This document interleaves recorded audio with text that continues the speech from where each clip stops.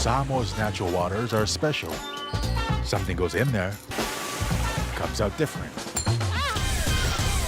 Natural Samoa water, the taste of nature in a bottle.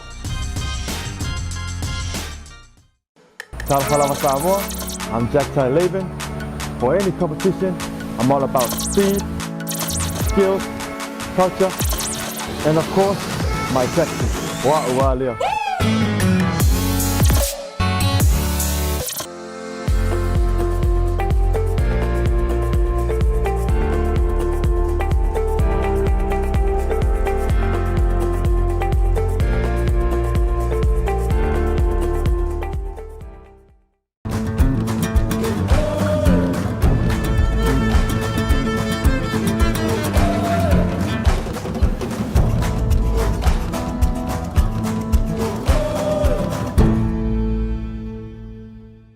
O lawin siwa e au wala se te unga tupe mole lumanai manuia. E mole puipuinga tau tupe o lo soifua, mai mawhai o na tauna no atu, mo so se mahua anga i te whina ngalo iai. Samoa Life, le insiua mo tangata nuu o Samoa. We're here to give the opportunity to people for full-time work in New Zealand as a skilled worker, so trades, carpenter, mechanic, or anyone who's successful with the quota.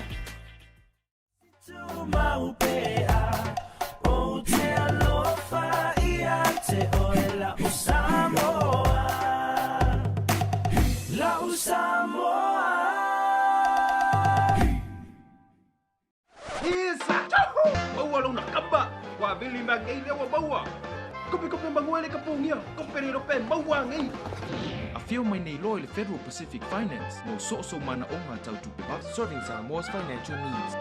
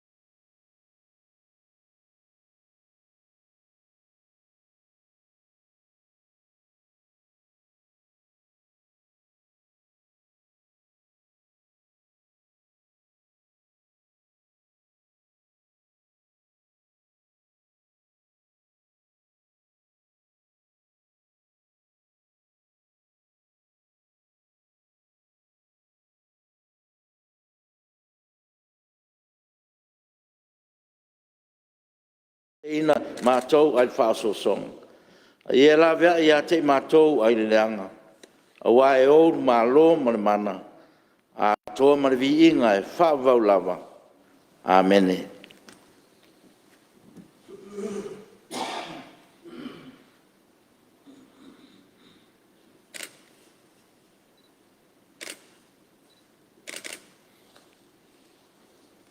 After.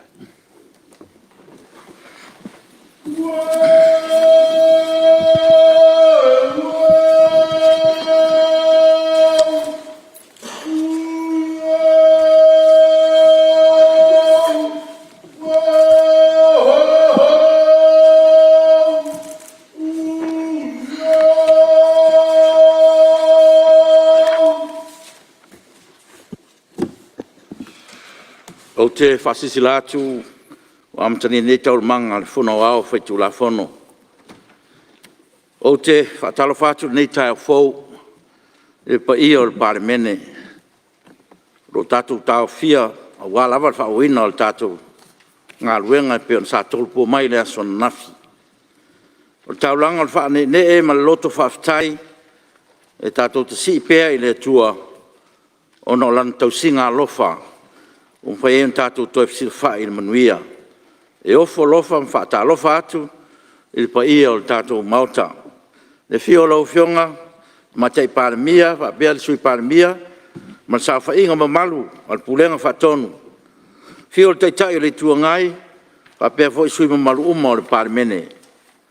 Tapo inga wha ulunga mtanga ruenga, wha la tonga tuma oti le tātou malo, ai wha bea fo i niso le mamalu le tunu o fata si mai e mol mawina tātou tau manga nei tai au. Ma lor soi fua manuia. I ei fo le taitonunga. No anga le pea le tua le tapo inga le tunu. E a fua mai o nao. Se ia o e tātou whana witi. E fata alofa atu lau Palemene. Ia tō mai le langi manuia. A wale alo whaiwa le tātou maota le nei aso. E whapea fo le tapo ai whafonga mai. Asi o tātou tunu. Manuia le usu ngā whono i le nei tai au. Tui nātu pepa.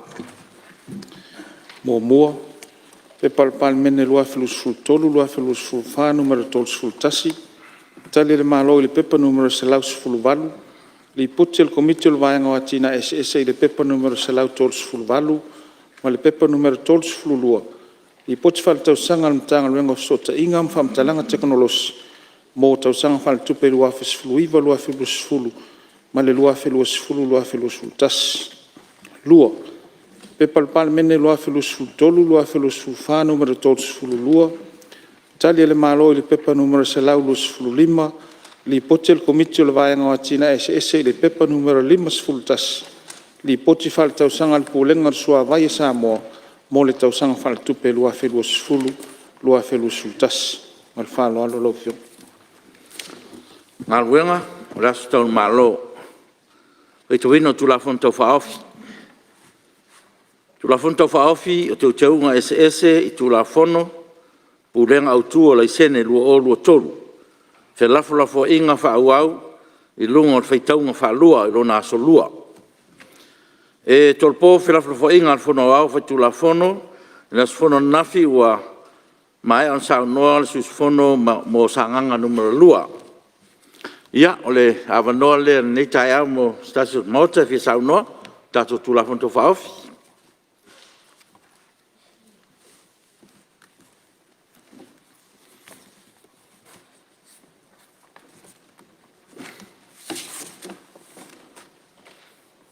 Ia, o leua, mai tau atua, pe u whaamali eina whina ngalo o tato mota.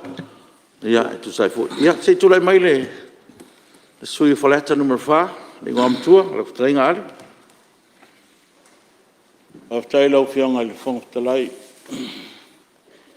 Maua se awa noa nei usunga whono.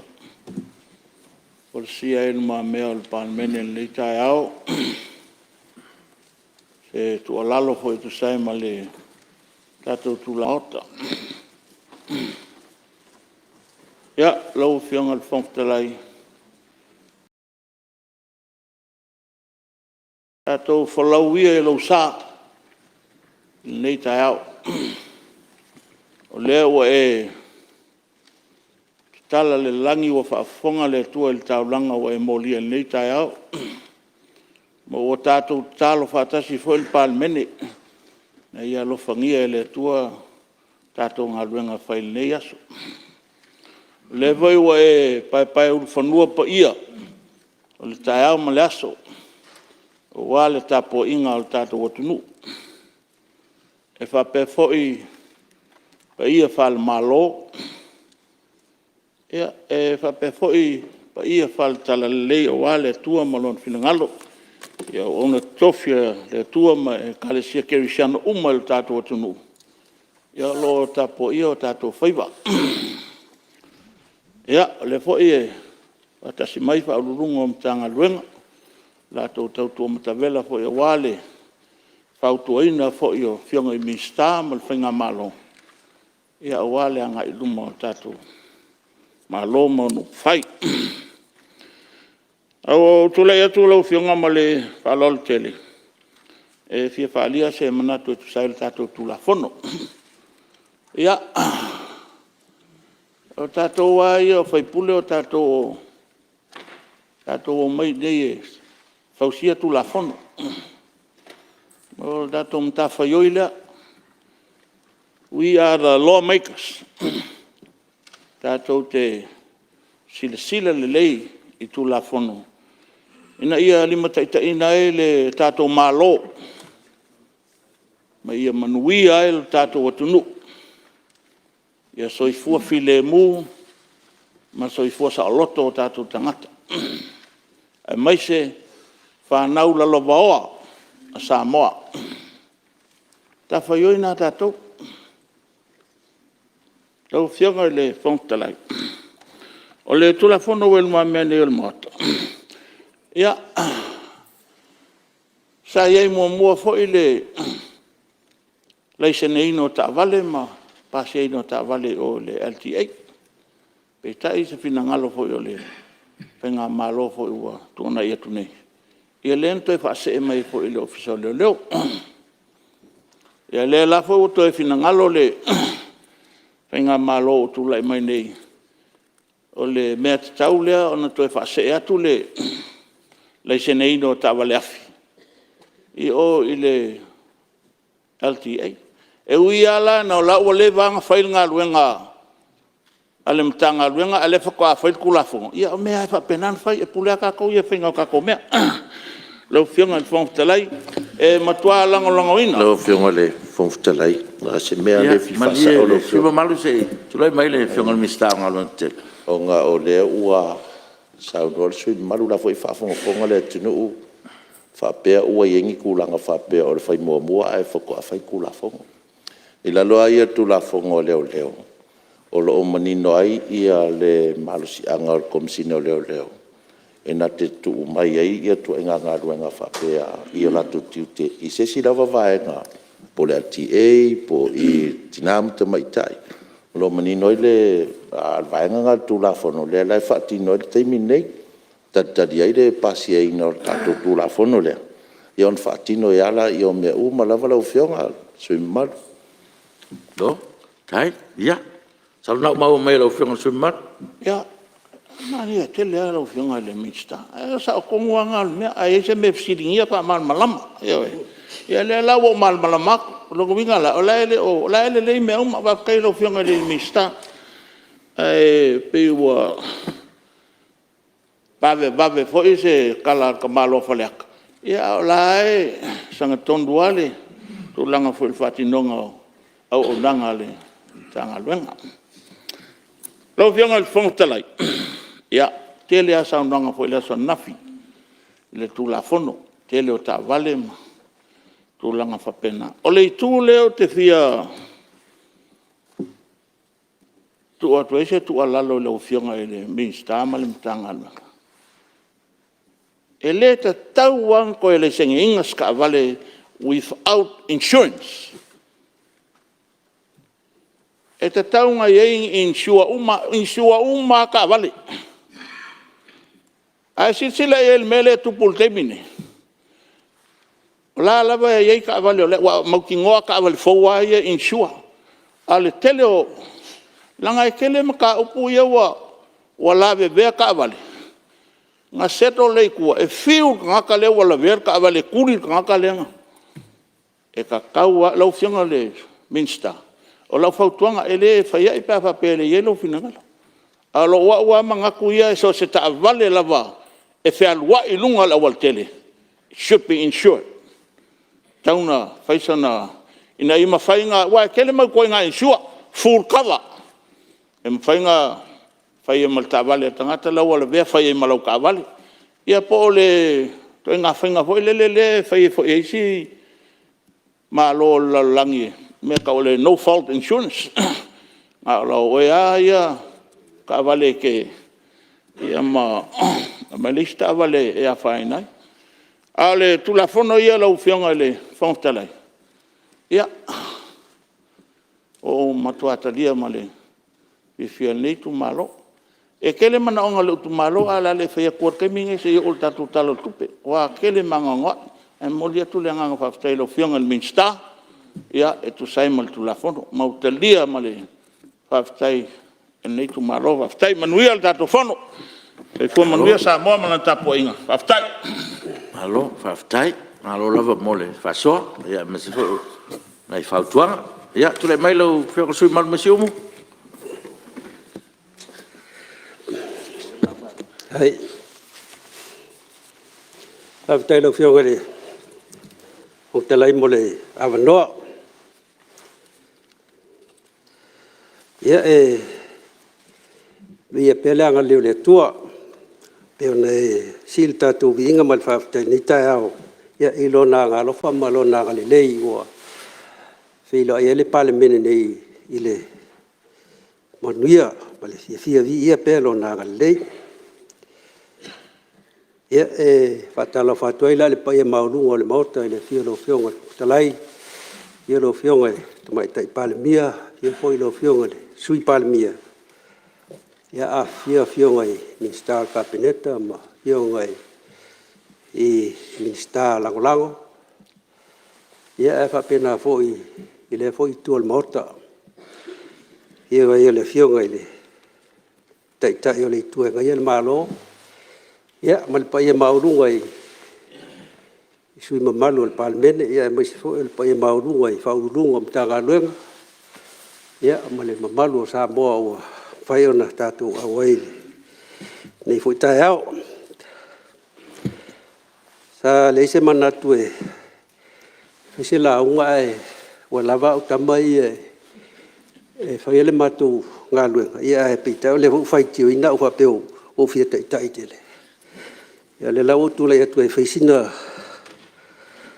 am tala pupu lava tu la fono e pe ona ua I luma me nei le Palemene ya lau fionga le fuktalai mele pa ia le ya ole nei atu la fono e pe on ta fata o tine mai ua lau ua teu ina ma ua iai mole to e fa se atu le ngā luenga tau avel pulenga au tū o lai sene, I le pulenga o whela o inge le lau lele, ia vahanga lawa le o lai sene, tā vale.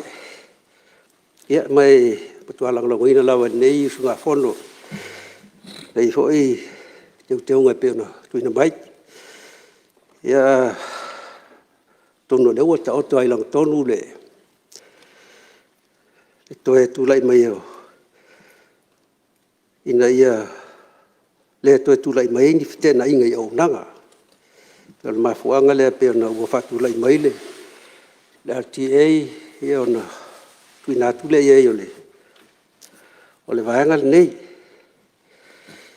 Ia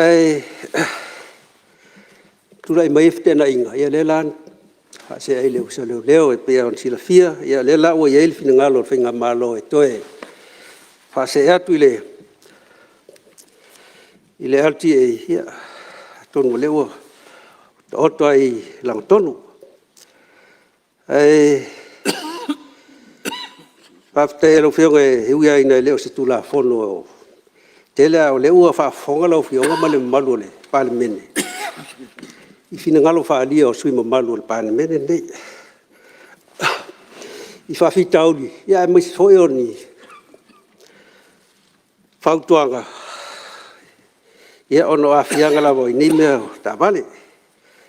Mai o te matua i oe ma wha moi le tele o whaitionga i peona.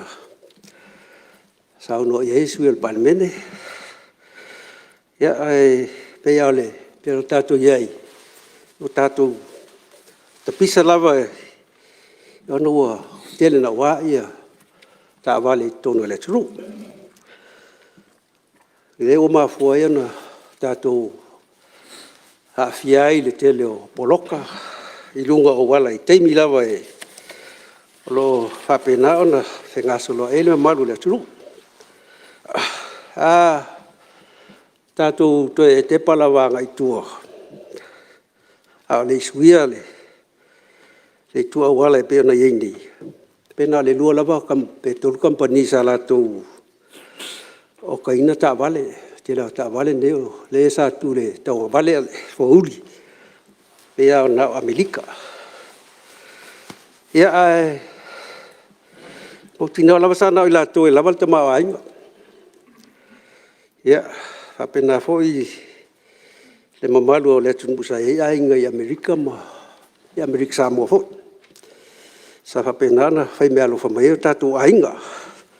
Sa leila sa fitauli i le vai taimi ona sa le fale teli ta vale. Ai peita ina ua finangalo le. Finga malo. Sa ye le vai taimi. Ia le finga malo sa matu yai. Le matu foi vai taimi. Ia o finangalo suia le tua wala o tatu ta vale. Pe ona ye nei. Ona matala lo le o faito mo le faulina mai ta vale. Pai New Zealand, mo Australia.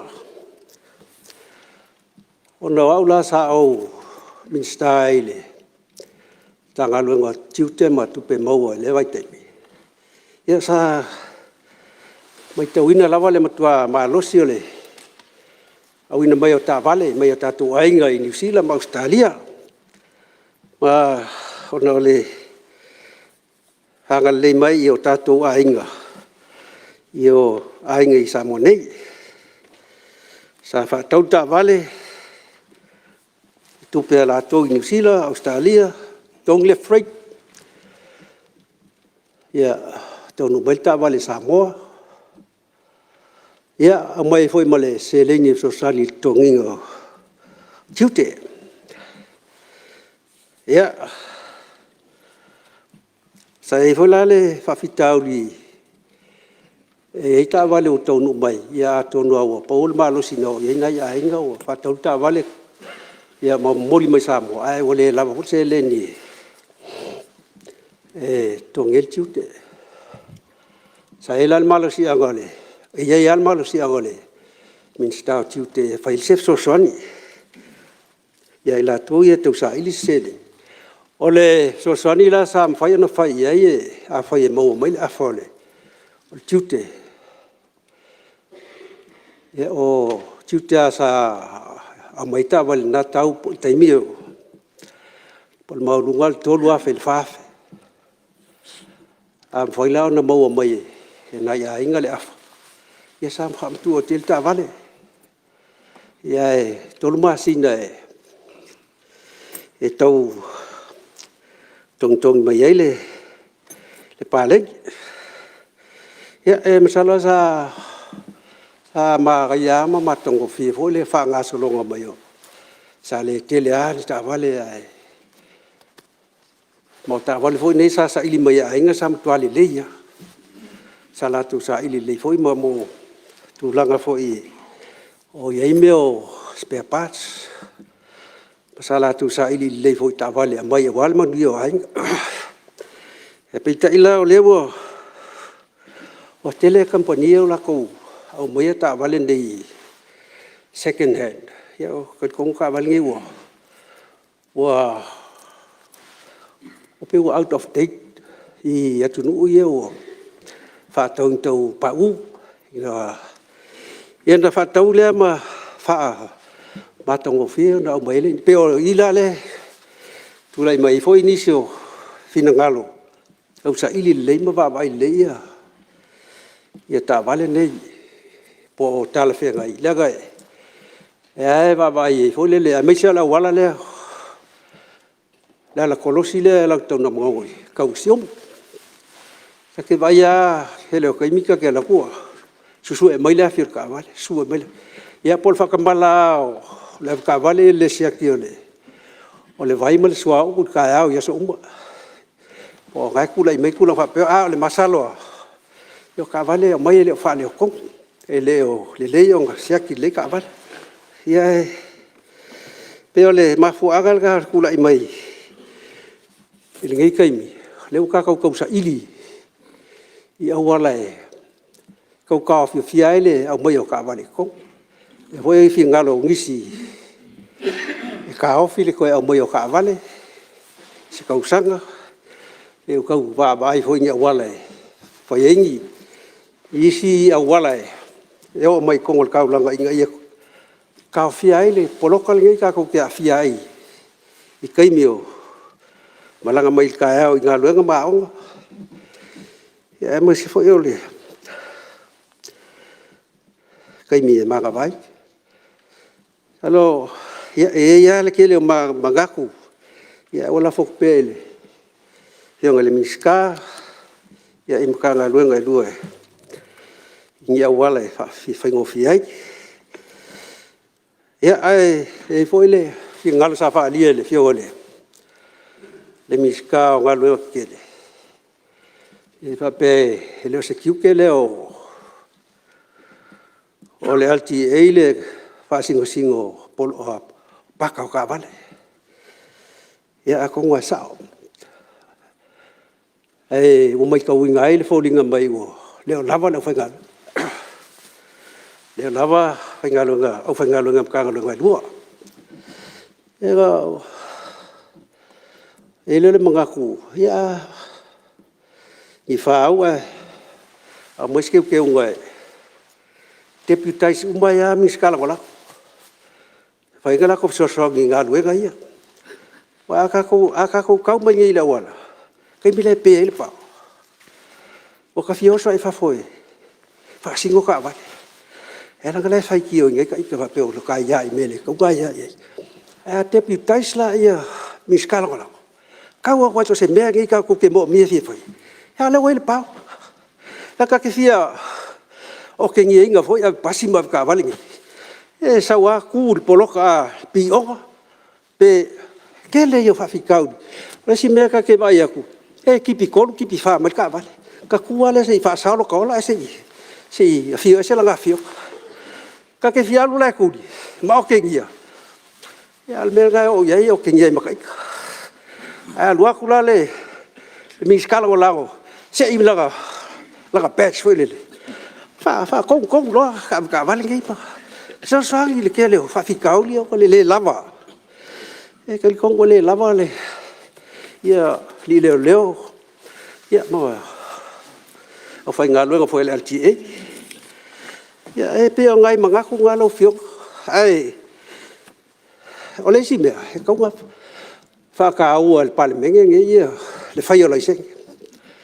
O le e fio e poloka ka ko leo pasia ki ka ko le se ke po fa ka ko le se o le vala ka ya ale po fa so le se au fe o fo ka le ma le malo palme se sia ki mo boa ka ko po ka ko le se nge lo fio o le ala le a fa pe si le fiele le ofisa leo le palme ki o ma fa la ko le se ele ko ka fiela ka ke le ka pasia ka pas me ka ya peo mai mga ku ngalo fiole fo kalai e ka ua ale le fa kingo bo te ka ko lo ka u kai o le ku ya o ke ngia ka ku le va vai o le se wa le ape pelo wa ngalo ya ale la ke lo ka mo ale professor le se ya o ngai mga ku ngalo fiole fo kalai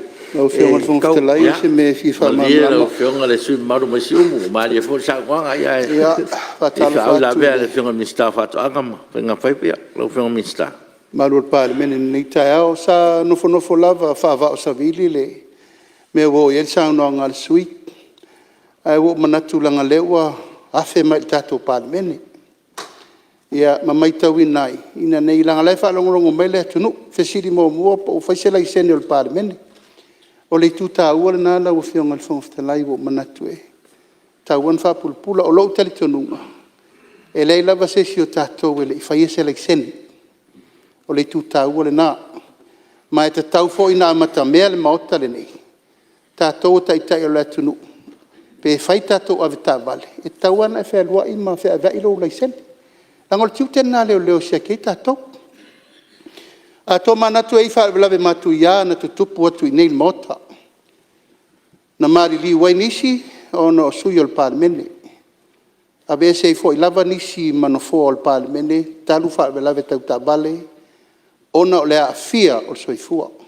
No fo inga fo le naumane. Ia, na tua ia i fo le minister se tasi o whaipule. I le maliwa i fo i o se tamaititi i leo waa. Ono winga al sau no ngal suita ua la ufiong al fong ftalai. Po la le ua la tātou te o mai ai ina ia fai uma tātou lai sene. Wa ula vai ta siva fitu iva varsfulu ua fai lo lai sene amata. Tai le motivo le a o pule per tātou se tasifo tamali ia vai lua. Le sa umilo na te. E fa alua no so e fa to pasi. Al suanga whālua, nā mai e CEO ia te au le tosi tu la fo. Ia e whai tau le lei. Mai marama lama i le winga o lau ave ta vale ina ia sefe le tunu. Ma vai tau sanga e lima, whatu a whai lai sene commercial a pasi ma le beloti. Lima tau sanga, o train as a private learner. Whatu a e mei lesi step. Alal me lai e le temini. Lua ava ia so le private a eva tua sau le loti. Ia, le utatou mai tau le temine le tele o whawhitau li le utupu mai. Ai nao na tātou whamanatu he maavel tu alalo le whionga le ministeri. Me le wo e le sauno ngal sui. Whata ua le lei le o ino tangata o le abatu i eila i sene nei morsirifia. O le tali o le lei na whaatonu le lei sene a o ina le lei mal whaatulangana. E le ai masa usala tau ta vale taru nei tau sanga tele. Ai sea malama le rei tu lango le fati nongo le saunga le mu. Ia, mal tau sisi o tu la fono lungo le la tele whaftai tu te lo ua manino a lai whaila i sene al tato Palemene. Ia manangang whaaloalo. Alo, tai. Ia, Ale fontalai. E whaftai le. Tule mai le su sanga mai le whionga fontalai. Ia, oke, amaro whaftai le whionga minsta. Ia e muni sa tāwai e mato a whiang fōi. Whapenga, e se wharau langi tupu ma. E mo, sa ole. Utulanga le sa whapenga, sa whaifore tiutia leo leo. Ma e o te whapopo atu le sauna ngā suia siumu. Nga ia tu, ole tulanga lei mo meo laitene o Altawale. E il foi se tafi o lo e au na fai a test fo tavale uma lava e tu langa foi le o fai o tui foi e sai dei po e fa ngala aisa mo la u silfiera o fionga male pai e foi le morte nei taia o le tulanga le aisa lo ye nei le tu no na tua telea. Alma, e alang o ta ule vaenga nei. E nisi o le vaenga o whengareanga. Sa whapeona tua inga fwoi ma mauai. Ta ua fwoi ua la tutango fia le aisa. Ia, ang whai ale tūlanga pia māsani. O le whamalolo. O te whamali atu sui mamaru. E lo taimi e te sauno ai. Whaftai ana o se vaenga lau a whionga i tūlanga nal whamanatu. Ia. O se tūlanga lea langa e o le po ue vea ma pala. Lala lea nengi ta ua vaenga lea. E le lei o na whapea, a mata le maota nei. Tui, whai tatou tui sa ini po e tatou le, a vere aisa ma, ma tūlanga le, ma whanau lava. Ia. Pionga whangaftalai. Pasawina al taimi le. Whaula vea le saunoanga sui malu siumu. Ia, tūlai mai lau whionga siumu. Ia, whatala whatfoi nei tu malo ele. Whana usu whana nei tai au, malo lava ele. Tūlanga whoi tatou au nanga. Nā sina me pupua ona, o le na tā ua ia nai minstalang o lango. O le whaipule nei e awa tele ma whata ua o tātou o taitai o le atunu launga sui le whapea e tauno e whasinsino kāpaka. O loo ulangona. Ia atu nei le malusianga le nai minstalang o lango. Ilo winga e atu si o whatino mai ele. E minstalang o lango ia ngaluenga ai o laua wa whamatu ia i si o.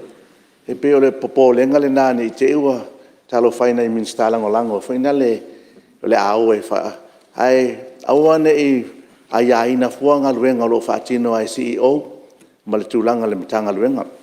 Talo ele si pai a inga sa tuana i atu e o whainga luenga fo.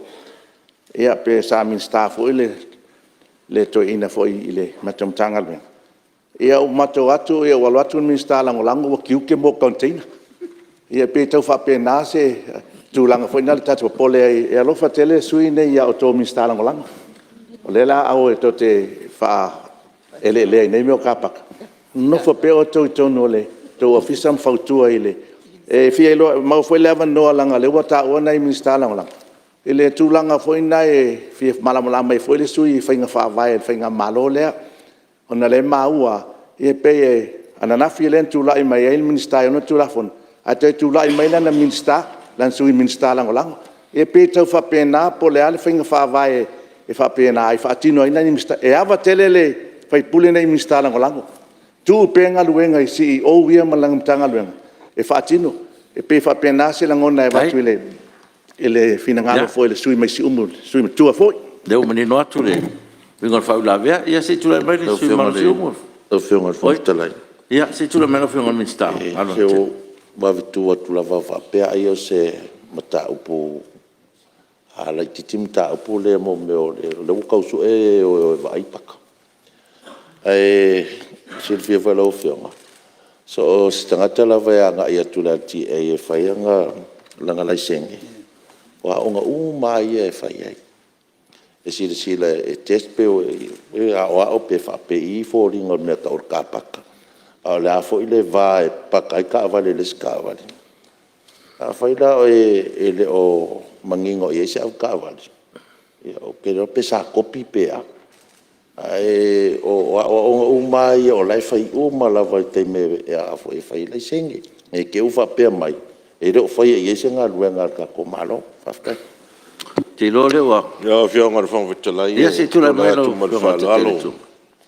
ona e pe yo sa ula unga la so na fie ni si o mana o ngapo ni si va nga fa popo ina ia a to ale le ni suenga ia wane I ne ia ini vai nga foi e ono lape ai le tūlanga foi le le whaonga ino la wala ma ta vale lunga la wantel e ola tu New Zealand telo ini te whaafolo lai sena ta vale New Zealand e aula o te o e whaatula o pepa e wha mai e te mai ta e lai le kaunta o li fo I e tilo I tono le o mo le mena e test tai la wa ai e le o whaia ini le mena e de bete na ti tiro la e mafua al po sao ma le lei makiria la sila a ola te mi ave lo ta vale la te na to e fai ma ki o ka voi e vainga o bela ia le na avatu na fi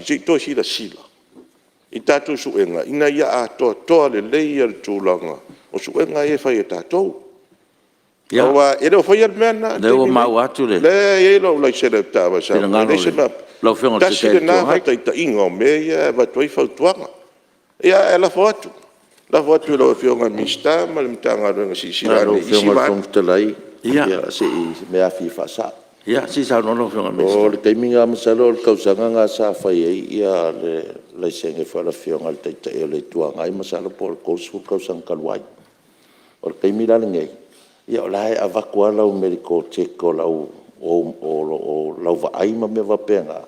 Ia la fo wai kongo ka ko whainga la e whaika kusu e ngā lai sengi. O ke lo fo iwa o kau wang koe siaki lau vaai koe whafau leo lau lai sengi. O whionga whongu ta. Ia, wa e manatu. Wa e manatu lau. Me e manatu lau whionga te teile tuangai. O le test le te ta e whai ai tonu o le teimi fo ai na lo fisa whai e lau. O le o maa watu. Lau pepa whafau e lau lai seni. Tō langa nā, ala mta upo ai le lai sena mta wale. E whai si lau tele atu. E lau tele le mta upo e le whapea na lai sena mta wale le tā whio e lunga la wana. Yon sa no sui, wai tau su e whai pa ai si me mafu ai ona tā whia. Ona iei si wanga e tau hoi nā ngā i chi lari. O lewa. Ofisa leo. O lewa maa watu. O lewa maa watu. E whai mai sila mai le fua. E whai fwoi male awa atu. Ia e whai fwoi sila mai. E le le whaatonu fo lau tātou ngā ruenga i te inga anu fua. Ia on whai ngofie leo tātou ngā ruenga. O lewa nofo le sui mamalu e ana le lona taimi. Ia leo whai lua whiuna au inga male. Minsta, lau o man sao no manino minsta. Lai e tonu uma su enga na me uma. O ume fu man tatu taimi. Tu le melo whionga sui mamalu e whaolo sana. Tap telo whionga talai. E whamalo fui lau whionga le on sai le leu stai e nei sui o le. Lau whina ngaro lau whionga e o lo ua o lo o manatu fui sa tu inatu o manatu e whaatu ku manatu e le whapeo la whaia e peo na a mai hoi whina ngalo. E pea kako maoka kako kio mai fau lafo aso i me mauiele kako atunu. E pasi me si fi whaasao le sao noaga le sui le vai maua. Si au minstala o lago whapeo a laku kiu ke meo container le whamarulua koe le ai le se mea ngā sa whaia le. O langa la sa whaia koe le vai kira po le leil whakingonga gano. Pea langa ele e lua koe whain kiu ke le whaia ngai se mea whapea. Ia balu whalalo a pau ala uka le sa ulanga. O ale po whaisong lai seng. Ia e a whaafogalau whionga le miska o leo. Ia, hei longa kui mkanga nunga au koe ka whia mākou. E poloka aku pēla kui au koe ka mira koe poloka fo. Ia vai mea alwhai pule pue ho. O leo o whaafoga mai Palemene. Ia, o leo o mo whai sege. Ia, kai mga ku ngā lau whionga ele. Whakalai, kui ngā ku ngi kula, mboli aku whaakai ma whaamalo. O nge kele kako whongkanga ngi yaso. Nalo. Lau whionga whonga talai, man mole la walanga leo whaakolunga. Ka uro ungoa. Le au ke musu ako ia o uma fel o sen ala ka uso o aro o uma nga fel o le sen ma mo tu baftai lau whionga. Me si leo manino le tu. Ya, baftai. Ya. La nola ia tu melo sui o whionga minsta lango. Sui mamalu mai le whanga mo le asela. Aftai mo lava noe lau whionga ele. Whonga le whono. Ai o tele ia ea le loto nai le whati mea lunga e. Te mua isi ia le silinga. Matalia puna ao nai le whasounga. Nene ine mate ia le tupua nai le si o avalua. A lele wa so ula le whala. Ua tini fo ile matala alanga. Ai mata mio e peo le whtalainga na ia le pata. Nei tai au e peo na sao noa lau whionga le. Whonga le whetalai tu sai o le tātou whaapolo ma le whaasangi. Ia e pi yama fo iei le sui o. Whangam whalea se la. Ia ai mua na o whaatalo whaatu i lau whionga le. Pong whetalai. O whalo whaatu fo i lau whionga te maitai Palemene. Whionga le sui Palemene ma minsta ka peneta. Ya whapea fo ia sui minsta lango. Ya ai mai se le. Whionga le tai o le tua ngai. Whionga i whai pule o Palemene. Ma lo le on sai. Ma lo le whapalpale. Ele ngalo fo ile tato mafutanga male. whaululu ma tanga luenga le malo o tō whaiwalo fi au ia wale whenga iei mo tō tiute ia whapea whoile official fono.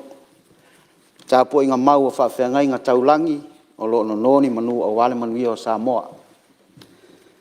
Ia, tā tū malo tā po i mese i whaisi saole o sui fono o wafo ile tu la fono tau whaofi e peon tā tia le mamea.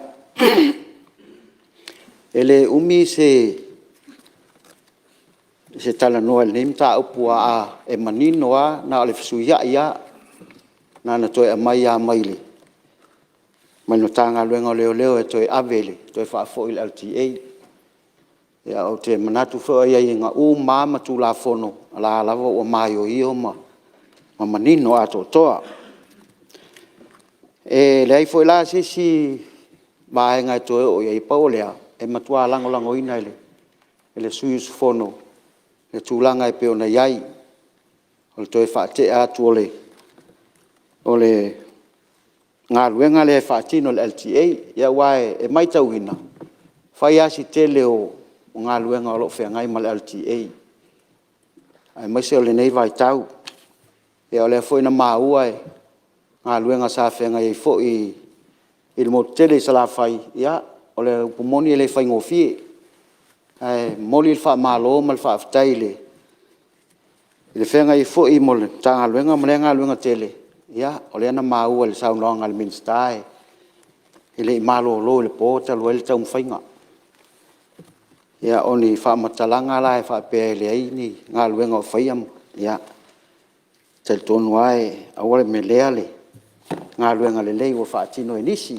o na ele whaingo fiele ngā luenga o whenga iai e pau leo nei langona e peo nei e mole atu le whaaftei tele le tūlanga fo e peo nei helpu lenga. Ia ona e leua amata ona whaanga solo atu ia. Ia nai patu lea i anga i atu i sio matou. Nei tūle ia matou, le whanga whale ase lafa pe fo ia sa fata. E ole winga as whamatalanga ole saunga le mu. Saunga le mu a lea e. Ia uia ele ole tala le tupe. Ia ona ole ua whaanga solo le suinga ole. Toi wha fo i atu. Ia atoa i la ma nea fo ua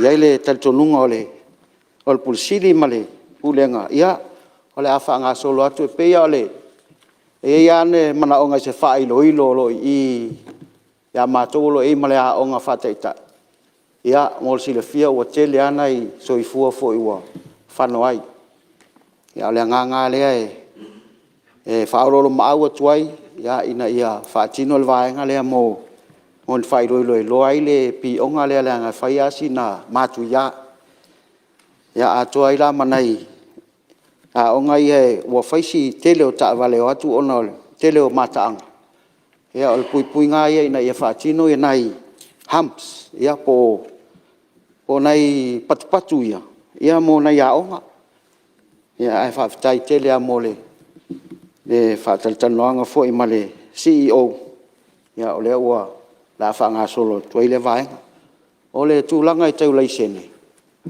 ia e fio o ise tala o aso ia le suenga o laisene o mtua whainga tā o nei le enta wale o komiki sa whaonga tā wale suitia o tele le taimi nei ua tele tā wale ia al mesiri mal tā ua le ua whaamanino mai o le lava ua ilo le leile whainga o ia vaenga. Ia lau whionga le whong whitalai. Ia ua mai atuai ma se whamatalanga le tu la manu ia tele le. Lau whionga le whong whitalai. Ia le ia le Palemene. Ia whape fo i sui malu uma. O, whaftai, mo le saulanga le sui malu. So soni fu tatu tu la funto whaofi. Ia la manone o sui malu me whale alupo. Mo tele sa la whai. Whaftai mo sama noa matango fio nei futai au. Lau whionga i le whonga whitalai. Ia whape fo i le fio le Palemene ma le kapineta. Le whionga i le tai o le tuangai. Ia mese fo i le pai o le Palemene o Samoa ua usuia le fono o le nei aso. Ia o ana Fonotaga masani. Ia me se foi o, nai o tātou so, a o Lulu ma tanga luega. Ia e whape foi, ia le tapo inga i si o tātou o tunu. Ia o lo o tau pōpe ale whala ma whiula mulila. Ia a wā lau tau nofu tāpua. Ia o le, nei foi la tae ao ma, tau foi atu se leo, o le nei foi tu malo o no le, tātou tu la fono tau whaofi. O le tā ua i o le nei tu la fono. O na o mea tau tawa le afi, malo losi lunga o le alatele. E le ai as tavale pe la titi al tavale. Ala ve alta ngata e maliwa ia. Po le lori fo i lua. I le titilo male vai. E le fai ngofie ia tu ai ngā tūlanga. O le vai taimi sa ia i taruai. Ia sa tūlanga vale fo e uri o tā vale. Taunga tāta vale sa mai ai fafo. Amerika, tutuila, sa mali, ia wā tununa tū tamutau ai ia vale ia i fo e uri. Ia e o mei le tā vale ua kaise lau mong kupua fe kau ai whaafitai i le swinga o le tuala. Ua mawhai ai ona, lata mai le mea e, tafe mai ele manui ai, o lea ua ai lea tulu. O a inai, whanau, o lo malanga whawai taimi, ia o mea ia o mai whatau, o tā vale, ia e tau sui ai sesi la sanga o le ainga, i tutonu, ia a wā foi, tau tuaina o le ngā luenga le atua, ia e mai foi, ia o le noo mafio anga. O le mea o lewa tupu mana ia wala. Ai ua tele nei patu o lo iai. E whai mai o tau, ia lava patu awatu. Le anga lava mea whala me lava ia wala pa whio ai. Mea nei o patu.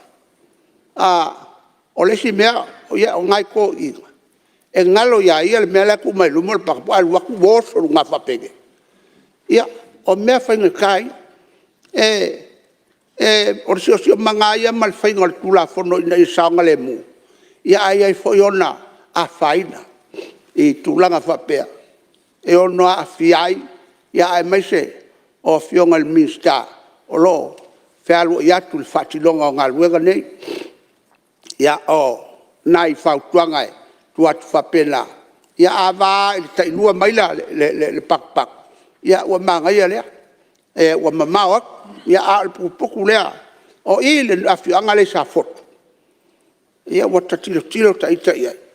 O e le aluat pat. I ua le mana ia se whio inga o tapalea. Whionga le whongfutalai. Ia. Marie lau whionga sa maru.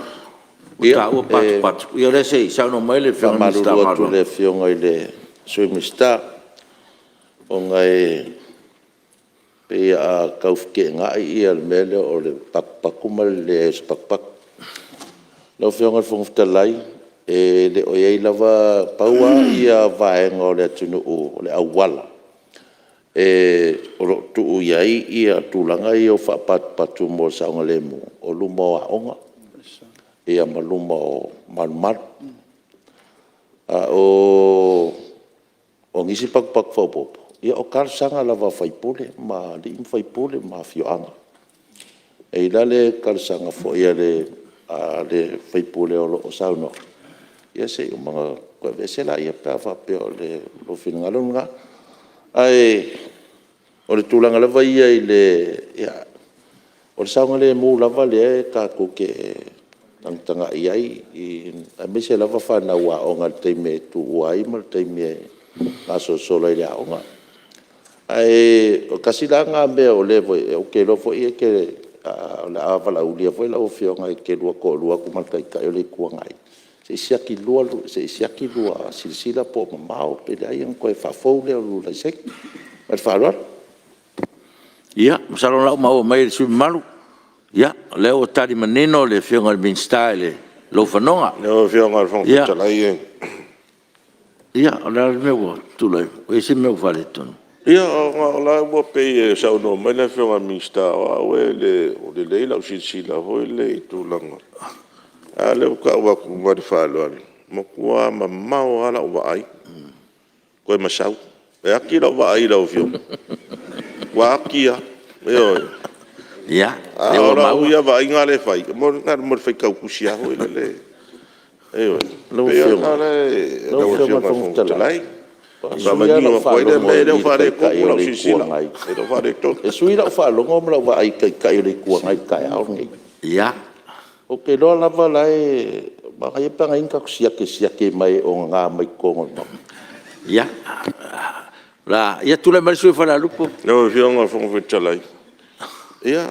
Ele ai o que o suava. Que le suava. Ele ai era sisila ma foi lo mo fio. Va fikai.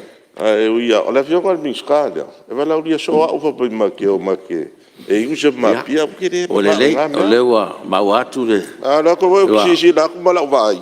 O la mo ko ile le ya sisi la uso fa pu le fio ka de miskala ngola ngom fa la. La ngom ma o yin ma so kan fa la. Ya. Sa yo. Ba fikai. Malo. Ya, o yin manatu sui mamalu fa la lupo, ya. O le tula fonto fa ofi mo le amenga ile LTA. Ya, fawal sauno. Langa siamat. A le suya yo falalu. E matua talia mal fatai le tula foto. Ya, fatai. E lango malos ya. A onai mea ia o le o lo tilo ya. Ia ono ta male afi ne o lo fa ngai. Tai miu. O le foi mea. Onai leo poloka i o lo fai lunga o wala. Ia, falua la vola o lo fai le tutte o leo. Awa se foi le avenga tangata o le maenga. Fa mai usu ai mea mai ngo mea. Ai le o la fai le tutte o leo. Ese wigo o le tunu. Malolato fati longa. Foi mai se upu pa la fa longo ye. Alanga wa fa longo ye upu ya. Ya wa o matou i tu malo. Fa tai al official leo. Langa e matua ai tele va leo tama. Ia ale vave le whainga poloka a leo. Ia e ono a whai nai se tas. Ole, tūlanga fwoi lea i le mo i la tau fwoi nei o lo tau mwhaia. Tūlanga i lunga o wala le tau whasidu sino me whapena. Ia e sa oi fwoi le sui masi Ia e, ma nei a wa lea ia sui minsta. Le wali la poai. Ia leo langa, kusao le o lako kokoro. E o lako ue whaia mea. O le kele ngā ruenga sui miskai whai. A ele o ia mea. O le langona la o le tātou matau. I lau whionga le minsta. Ia awa le tātou. Ngā solonga o le aso malon whatinonga. Te langona ua vavele whatinonga o le tātou. Tātou tula whono tau whawhi. O lo fo vavele o le temi whai wai. O le langolango le nā le nei tu malo whale alupo. Ia awa le tātou tula whono. Wai mame nei wale nei aso manuia al fono uso Samoa. Alo, pastai, saunoa. Whianga whangwhtalai sina me lai titia. Ia. Ta ua tele le nei sui sfono ia au nanga le malo le atunu iei. Ie le whai loa leo. Ili matango fia le saunoanga o leo sui mea. Pe o tūlanga nā le saunoa ele sui ma malu lea. Me whai na vese whamomonga. Langa o alom whanau le atunu le au nei.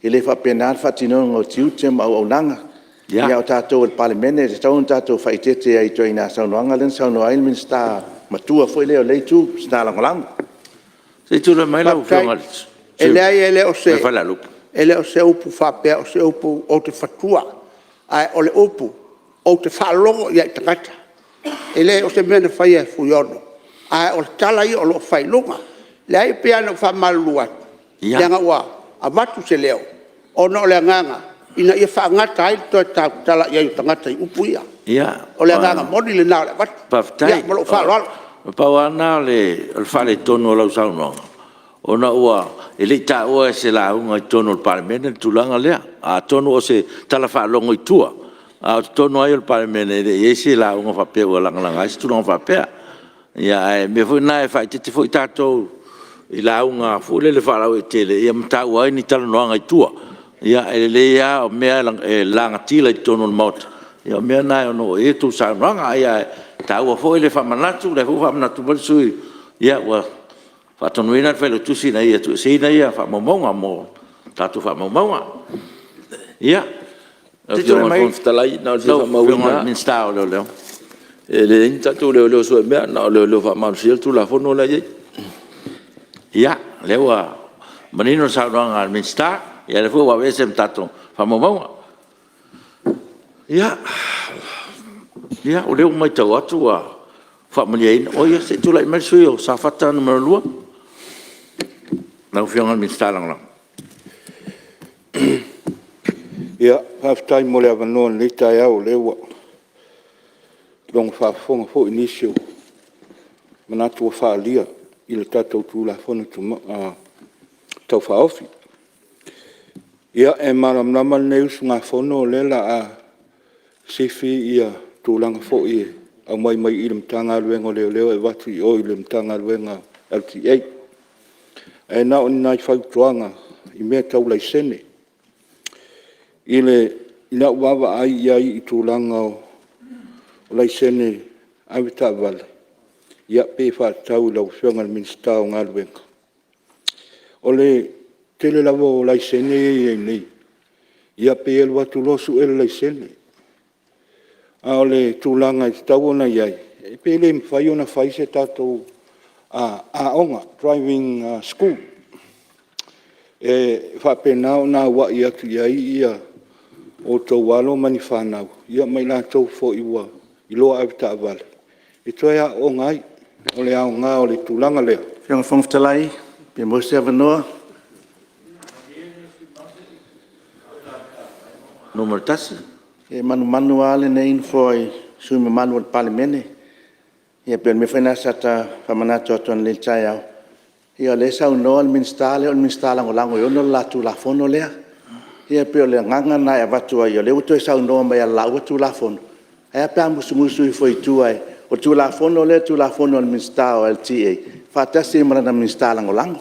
Ia pe le nganga na le tau tu li tambo e tato. Ia le uto sa no la ua tu la fono me fa la la. E le fafona tu ia langona o Faipure, me la tu malo ia e fai lo voi ni me o lo langona ina ia tau na fa le la tu finangalo tono al Palemene ia lo ia to fai tu fiona minsta lango il to filango lango mai ma fiona minsta ia watu lango tau fa penei ia si tu le mai lo fiona mo fa orso sa no nei half time mole to ia no ia le yo manatua ia o manatua fono ia o le tu malo volne ia ele yo mai musu tua e fai atu ai luma nei ia manatu fo sa fata lu e tai foi o vai monga o le nganga na pe fo tala ese me vi fasa o tu la fono le ale minsta mal minsta langolang yo o mai o tu la fono le nei mai sa na le tau ma le su malo le o fa tu talan fo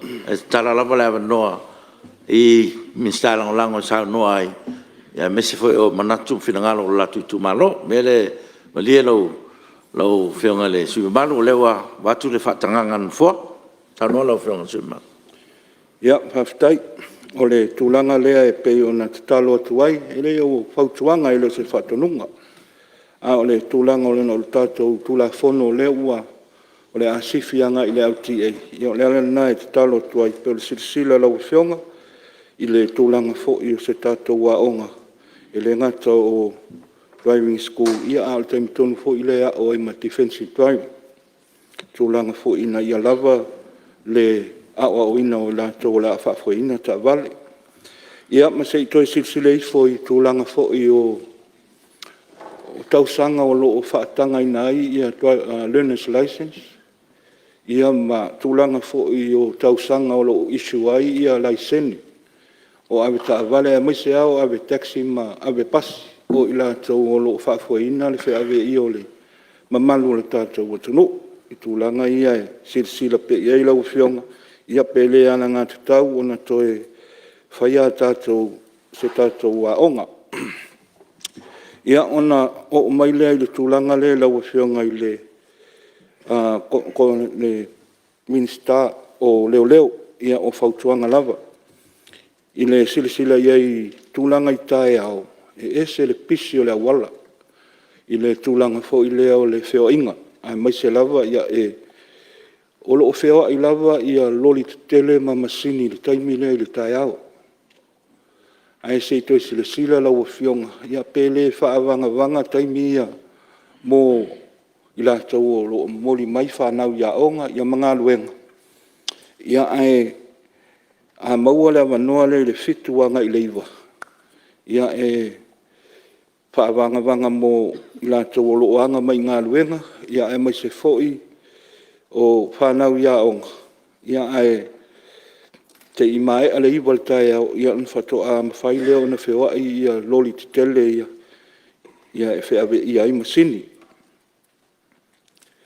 Ia o nau mai lea i tūlanga fo i leo ta avale pasi. Ia i lawa le nau wa ai tūlanga fo i o ta avale. Ia i ta avale ua ese le tino. Ai whai mai tua ia pa o ta avale. Tūlanga ia e sila ia i limtanga renga o lo ngafa mal pasi a ino ta avale.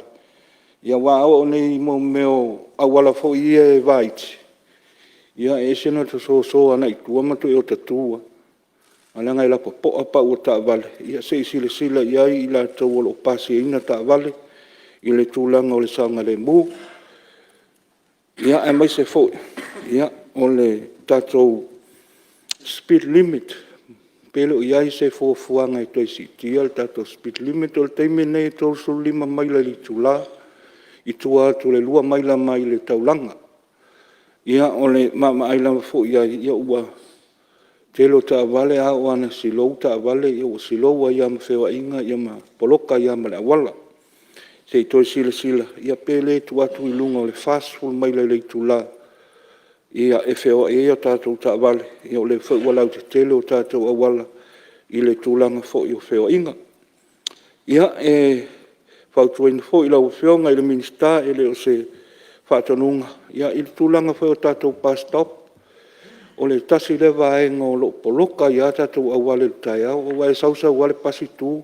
ia tu a toa le o ki ta wale e le o lava se vaenga me i pasi ia e pele whailonga le leini vaenga e afe i le pasi tua i le tūlanga e tu wai ia pe vahari se lau mita i le si pas stop ia whaingo fien ma awane i poloka o tatou awale e ese fa o sanga sala nei melta e o tate sau umala ka loko ia ka sau e fa aika ka ika le pasi ile kule mo le awala ne kulanga feo inga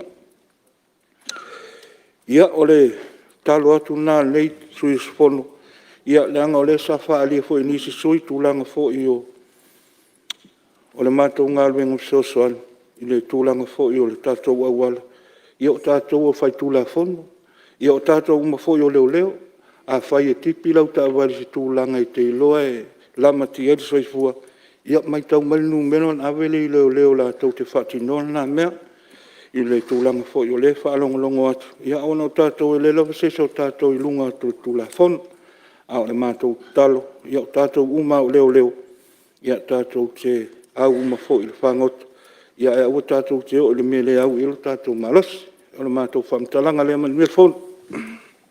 Alo, whaftai, o ile saunoa ma, whamanatu fo i ma, whautuanga wa fo ile, tātou tūla whanto whaof, ia, se tūla i mai lau whionga le, sui maru mai, vai maungan malua.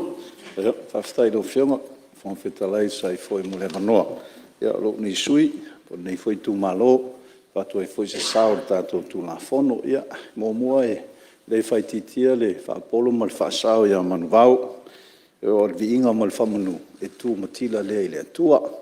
Lau whionga le whonga whetalai, manatu o le anga i tonu ia, se manatu, se langona foi, tu sai foi, ma le tātou tūla whono no whapena o na tala noa ina.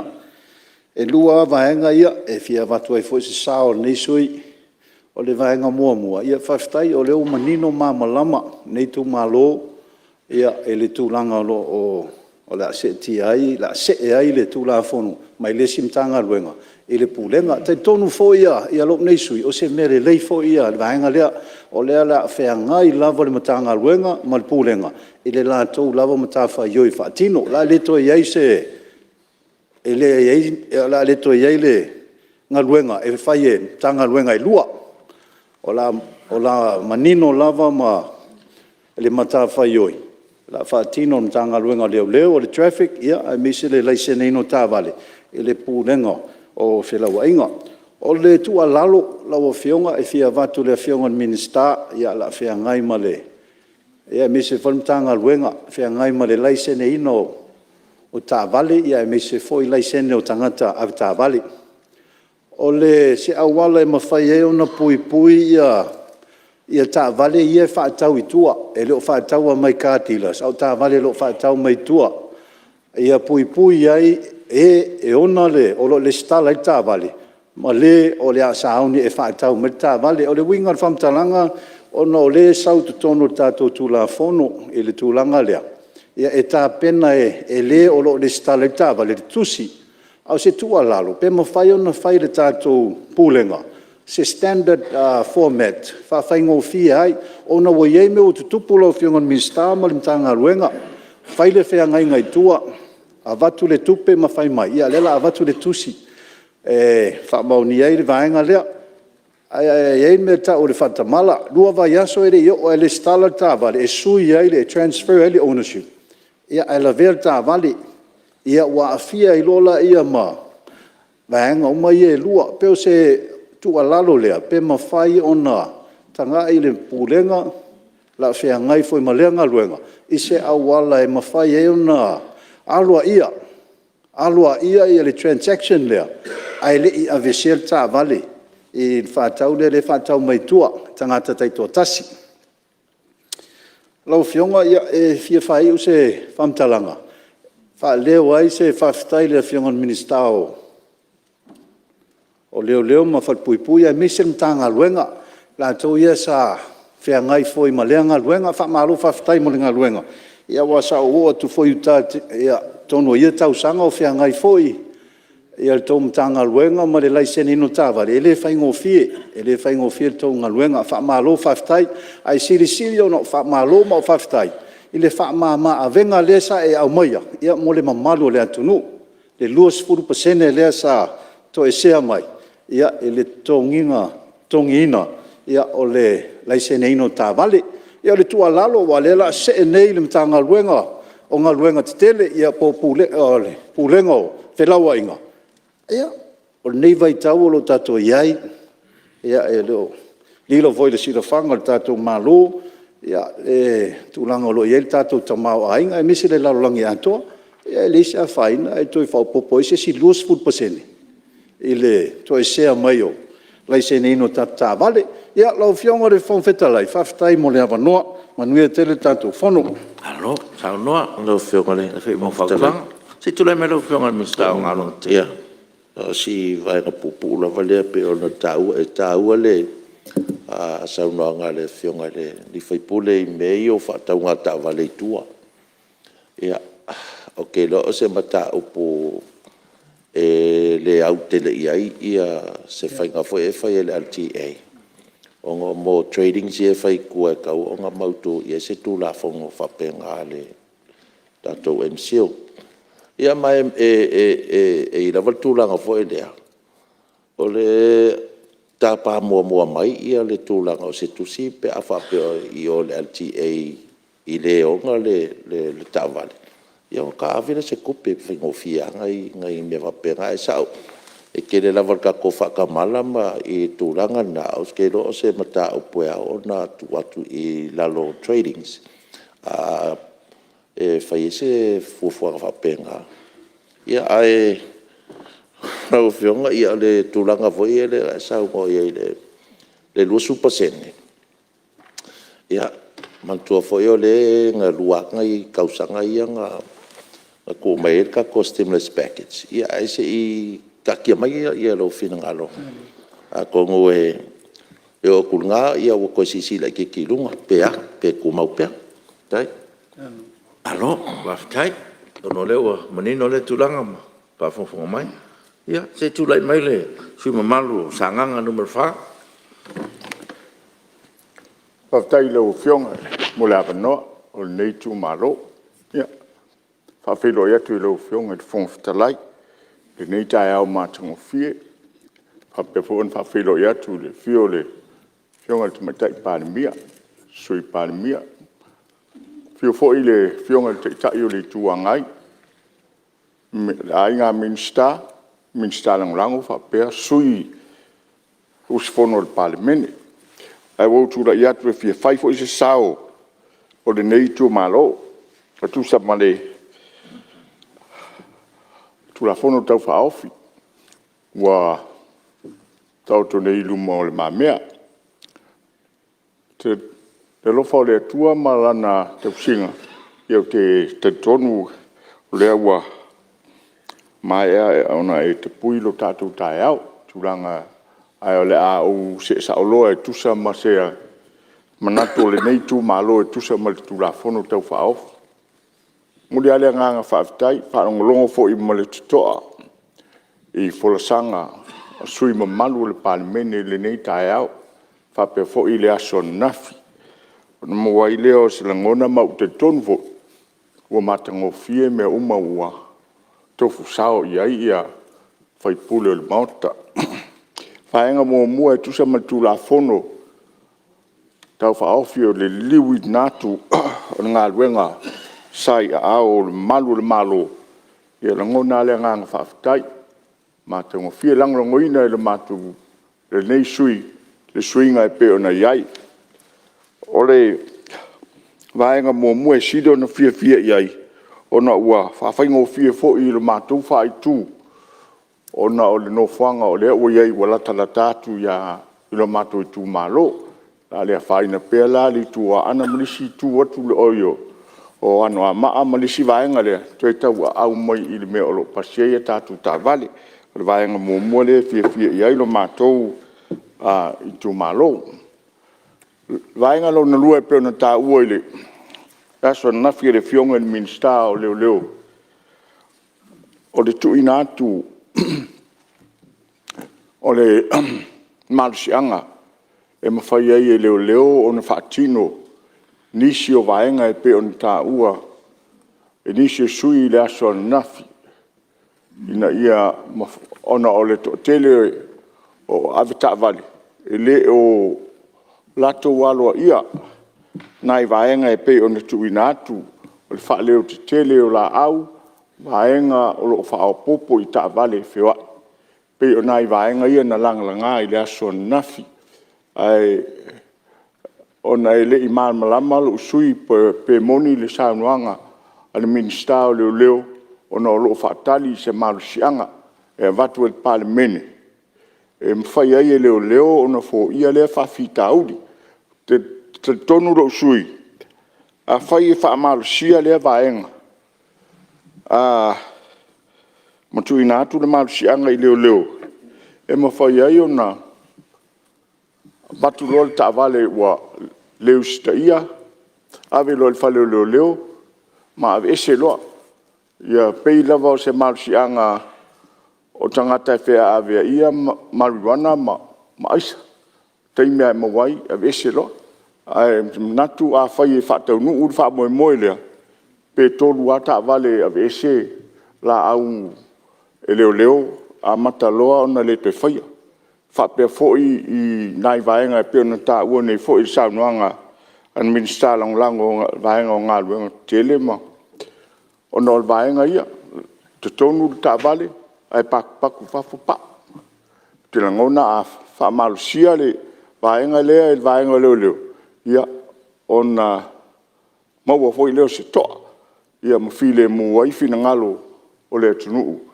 I nai tangata ia e leo mawhai o nālo ia whautuanga a le vaenga o le tātou matanga duenga. Ai mtualang ngina lau fionga e whangfutalai e le nei tū malo le wha moe e pe ona iai le fuafuanga tū la fono tau wha ofi i le nei tai au. Manu e tele lau fionga, manu e lau sunga fono soi fua.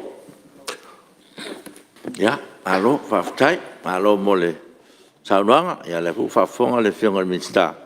Tono staimi ia, e le avno le fionga le minsta e wha mama mai foile. Me o fina ngalo e le saunuanga sui malu.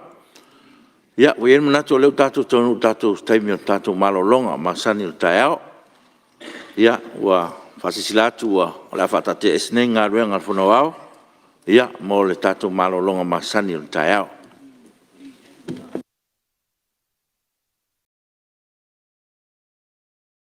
Samoa's natural waters are special.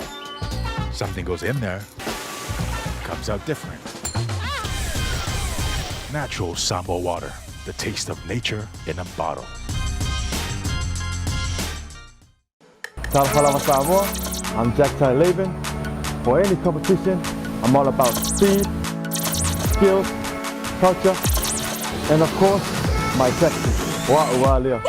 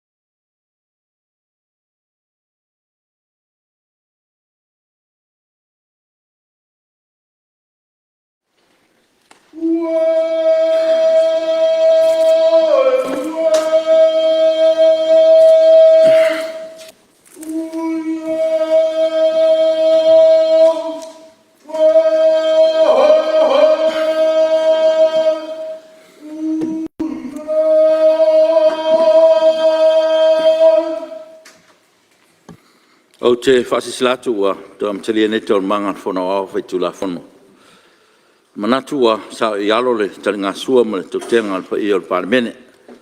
Ala tamu whtanga o tai au sa alo tu iai. Tātou te whawhtei a pēle tua i an whamuianga. Ta tonu foi ua maus whasini ngā malosi. Whaua wali tātou ngā ruenga. E whatati ese tātou tau manga mo le marolonga o tai au ua. Mai a saunuanga sui malu mo sa nganga numero 4. Ia, lo mo pela noa mo se suis fono fi saunua tatu la fonto fa ofi.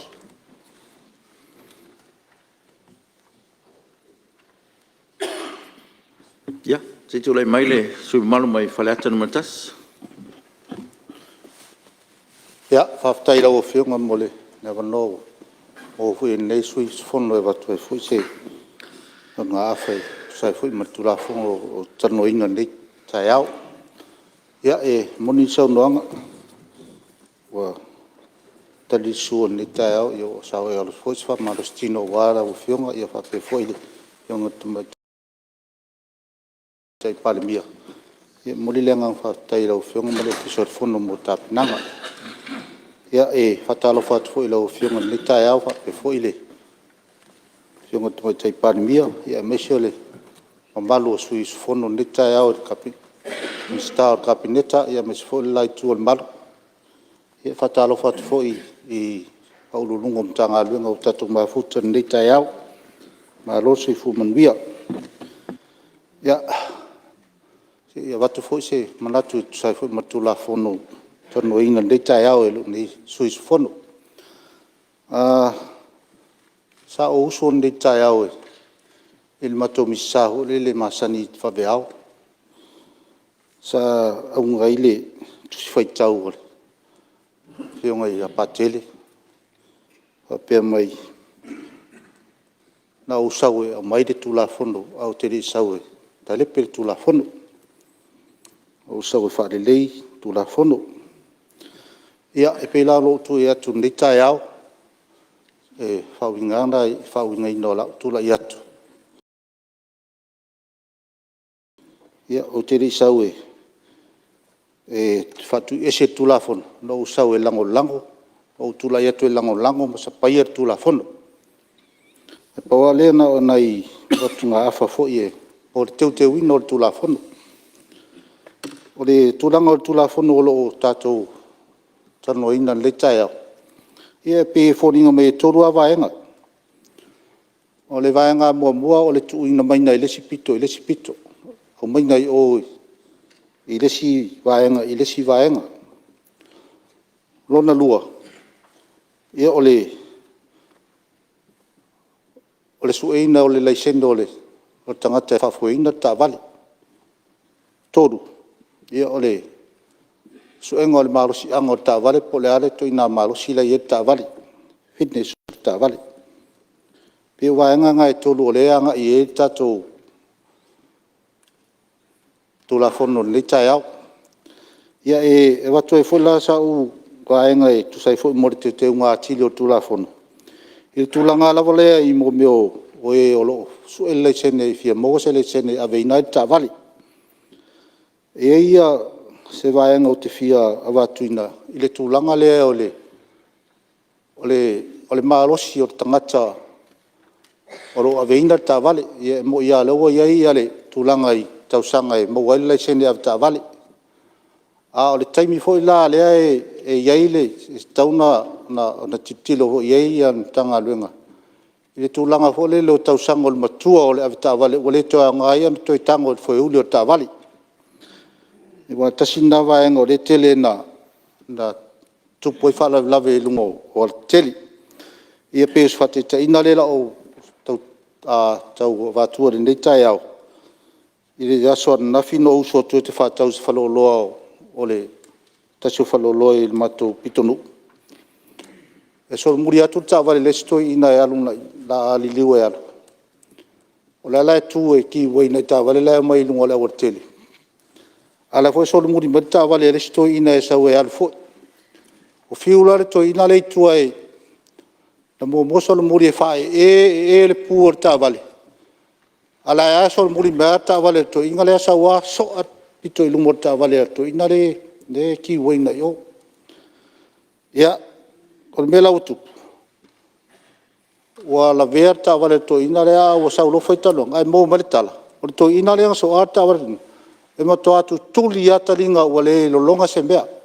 O mafu anga na le na fiu to ina le e fa pu ale tu e pe tasi na vaenga e fia mo e foi se mamla manga wa tau foi ona na toi review ia tulanga o le patur soi fua wa tau na fa muta i toi tango stavat a me se le soi fo maloloina be sale e le fa longo ma le vai pe tasi na vaenga o le o te fia mo e foi pe o le ale tulanga po le ale ia to ina ngasi mali malosi o ngasi o ye tangata le o mali matua o tawe ona le to nga ona to felwa i lunga le o tele mo sa ngale le mu o tulanga i ta vale mo le su eno le Warren Fitty so ta vale ia e fio fo ye se fam talanga e tele ano va ile i tapea wala to pasi o ta vale e pe anga e matele al pasino ta vale e le pasta vale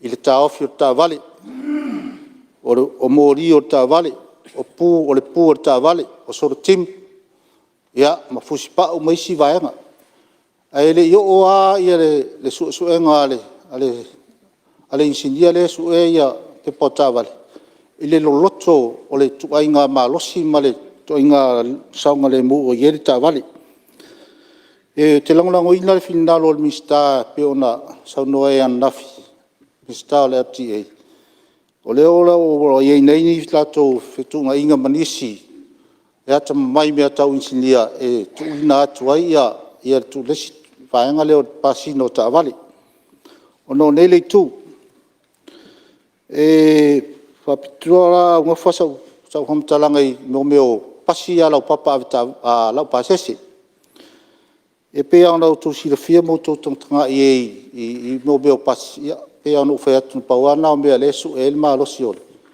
ele io o le va ai ale incendia i to tonu po le ale ma lo siol tino pasi le ia wa mo ia le kava mai mo me apa mal ma na yo le vali la ye ma le yo le afiol o le pas a o le ba lo si anga lo ye pas e lo atu tonu po wala ma lo siol papa le tonu me ton wale ale tatu to te silsila yai pe ao te me la ver pas la ver al pasi al wese a to al fale ai tu mai ana ole na le folo al pasi ma pa o pas no tulanga la nga ona ele o ilo pe si le fia el pas ta vale po le ale ma lo si anga le tonu ole o la papa ye fa o pas tinga pauna si va ngo le te fia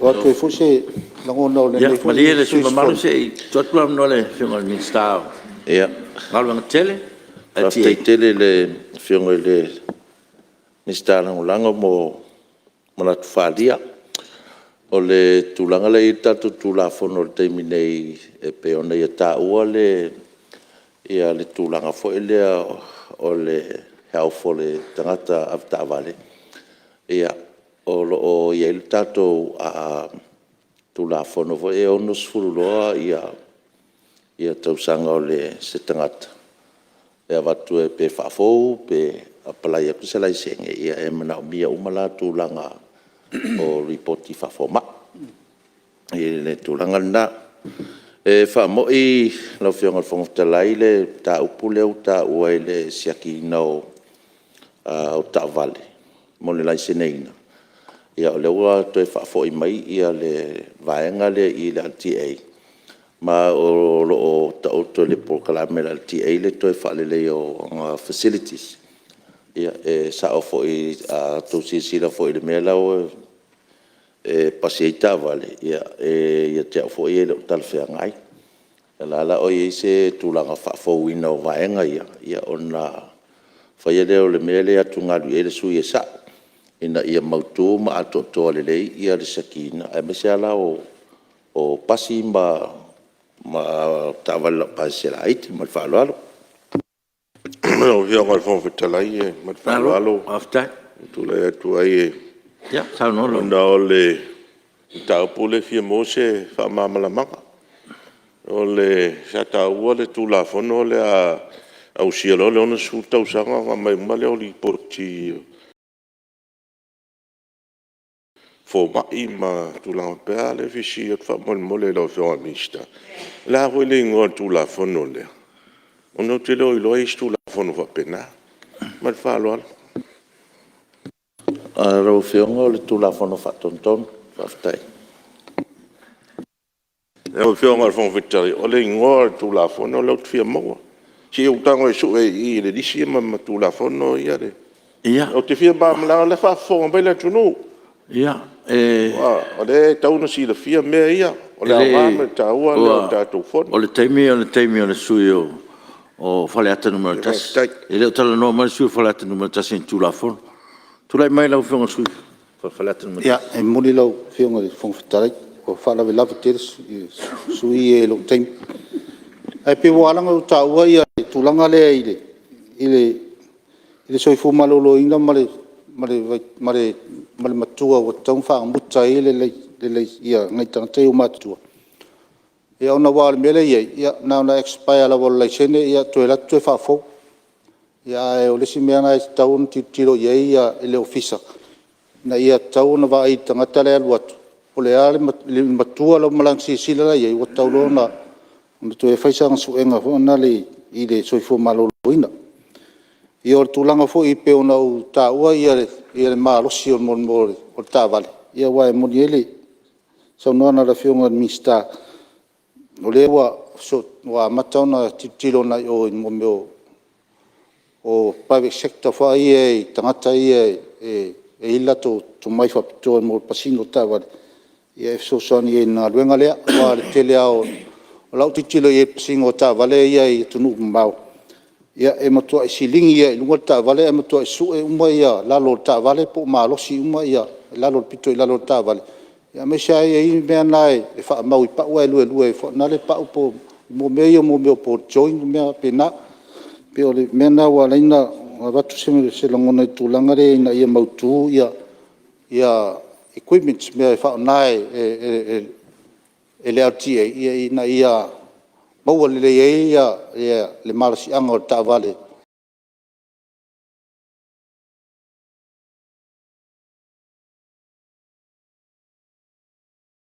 la ia taimi na ia la o fionga fon talai Ia, ma peo na pauna o nei manatua. O. Tanu atua i nei tula e sai foi matula fono o tatu tano ina nei tai au e malo fa tai mulo ko no. Ai, malo, ya, fa tai, tono le vo fa fo mai le finga min sta le vo sa no. Ya, le la si sila ye le pulenga ko e wala nga iluma. Ono fa le tupu mai. E nei vai tai malo mai le pata tu pai lunga. Ya, lo ava non. Ia o whaftai lo fionga le whonga whitalai. Ia mo le atu fwoi le whaftai lo fionga ia me se fwoi le whailau tu sir whono ma le au whainga luenga e tu sai fwoi ma le whamalo stino nei tai au ia o leo wa sa wai fwoi alo le le ipti o le tai au i le fionga le Palemene ma le kapineta ia me se fwoi le malu le Palemene. Ia o le nei tu lae e fwoi whawhiloa i alo ia tuai la o fionga fonga fitalai me se foi o fionga tamai tai Palemene ma le fionga sui Palemene le senga o minsta al cabinet ia me se foi o minsta lango ia liu mai nei tu le fionga tai o le tu ngai me se foi o sui malu o Palemene tatou fatasi nei tai au ia o le vi inga la vai le tua o le wa e sa no ia mai tai au ia fateleina pe ia wa o lona fina ngalo ia mo lona alofa ia o le wa mfai e on tatou tau pati mtatou au ia fia nei aso ia wa foi lo tatou walawina ia tu sai foi ma ta upu tu la fono ia ma tu langa uma pe ona ia tu la fono lo lauliwina nei il Palemene nei tai au. Ia lau fionga o te iloa o se avangoa foi lea e wha leo atuai ia ni wha maisenga. Ia isi o i tu malo ai me se lava i a inga. O lo wha pena o na whea ngai ma wha noa noanga o na o wala aupa ia le atua. Ia i se tasi foi o au na le atua. Ia porto wha foi ia taituave manuia. Ia mai se foi tina matua ia pusi. Ia le mauan nei tai au ia lo fa pena ona. Ia ona falau singa. Ia nei tai au. Ia taritonu ia ole u fa pena ona poel nu ma. Pa u foi masina ma. Fulle la. Ia malai fono mtau tuna ai. Ia la fionga tu ia tuan fa no fo to fa tua ia fotanga mai se foi fa fioli. Am tuanai ia mai la o swafa ia to ia malu ia sale au mua ia la fionga ole tula ia tu nei tu malo ia fa fonga mai si o tu malo si tamo fai so tato sao e tu sai fo ile tato tu la fono le wa o ben mota ia tu langa o le laiseneina ia o tavale ia pe ona ia i pulenga o whelaua inga i ele. Lau fionga e mua ia e le la ngona o le nei tu malo ia e lango ile. Sui e ngol tu la fono le wa au mai ia i tu langa lea ia pe ona maua ia i tausanga o mwae sa wha pe fo ona fitu nai ia i paia inga fo utua nai ia mau mai pulenga o whelaua inga, ele, ia ngai le mtanga luenga o leo, ia mai e fua lava ia nei visuia inga, ia ili mana o mianga, ia mai se o nei tartanfou ma tūlanga uma, ia e lava le lou malona fuata, ia whai o tala whea ngai o na o nisi fo meo tutupu mai, ia mai se fo i se lau liwina o ni whale tonu, ia le whatinoina o le au nanga. Ia pe tulanga na e watuai pea le lango nei tu malo ia tu la fono ai nei vaenga ia o nai motu nga afa ia pos fata wa fo nei sui uspono ia fata tia tu pea il mamea ia la fiona fo il minsta ia me se fo il pulenga mtanga lue o lo fito i tonu ma fatinoina ma fa malo sia fo o nei tu la fono la fionga o le tulanga lea ile I le se e mai lea i le mtanga luenga o leo anga i pulenga o whela ua inga i le lele. Ia ua tai tonu fo ua tala whea ngai nei vai taimi. Mai tawina fo i male totoa, ia le tele o taimi. Ia e mai se lava mtanga luenga o leo. Ia ua tele ia lato mta whaioi o lo tamu whai lava. Ia ona o le tele fo o nisi o vaenga o lo luluti mai nei taimi. Ia pe ona tamu whai iai le mtanga luenga. Ia ona o lato ia e malu ia malo. Pe on whaalupe i whapena o enforcers ia o tulafono ma wai. Ele tasis tulafono e whaamalo sia leo. Tulafono uma nei Palemene ia o lo iai. Ia i tūlanga ia e whaamaro sia leo. Ia ina i whaapea na tau tata mai le moa. Ia le saunga le mu, ia mo le fi le mu si o tatou atunu. Ia ila tūlanga lea wa e fōlinga mai o lewa vai atu fo il tulafono. Ia e o le admininga po le whatinonga. Ia la whatinoa e le LTA. Ia e mwhai o le enforce foi. Ia e leo ia pe ia i lawa tangata ua whapena o na le usta ia le teuteunga leo le tulafono. Ai o le tūlanga pe o na wawai atu iai. Ia e tele a ia nisi o vaenga foi le e stau o na anga iai ia le mtanga ia le pulenga o le LTA. Ia ina ia whapea o na lango ina ia fisuia inga e meise o laisene ina o ta vale ia ma sailia o laisene o le atou fo e ta vale. I le tūlanga lea fo le kako infrastructure pe ise tūlanga fo le ia whaile leise kako driving course fo le. E tau sa ili ai ia tūlanga o le suenga o laisenge. E lo tatonu ngal teimineu a tele ia ta vale i nei Samoa. Ai mesia a inga e lo ta vale e toi titia o wa ita mai tia laiti o toi tia fto asfulta usanga e feo ita vale. Ia wei tūlanga lea fo le. Ia ua tu sau noa le feo ia i o alom whanau whapea. Ia mese fo i o wafio anga i tua. Ia on whapea e leo mawhai o na whaamalo sia ma enforce atu e leo. Ai e iai le whaitetenga le tūlanga lea. Ia whaiwhai ai ia wala fo i e tau leo atu iai le. Ia ngaluenga li malo.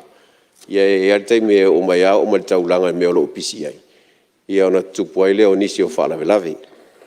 Mai e manatu le nei usunga fono. Ia tūlanga leo stato driving course. E mawhai na whaatino ai o tele o mai tino al teimi nei. Po whaauau ia le tātou por kalame lea sa whaatino o lupo le sfuru lima lus furu tausanga taruai.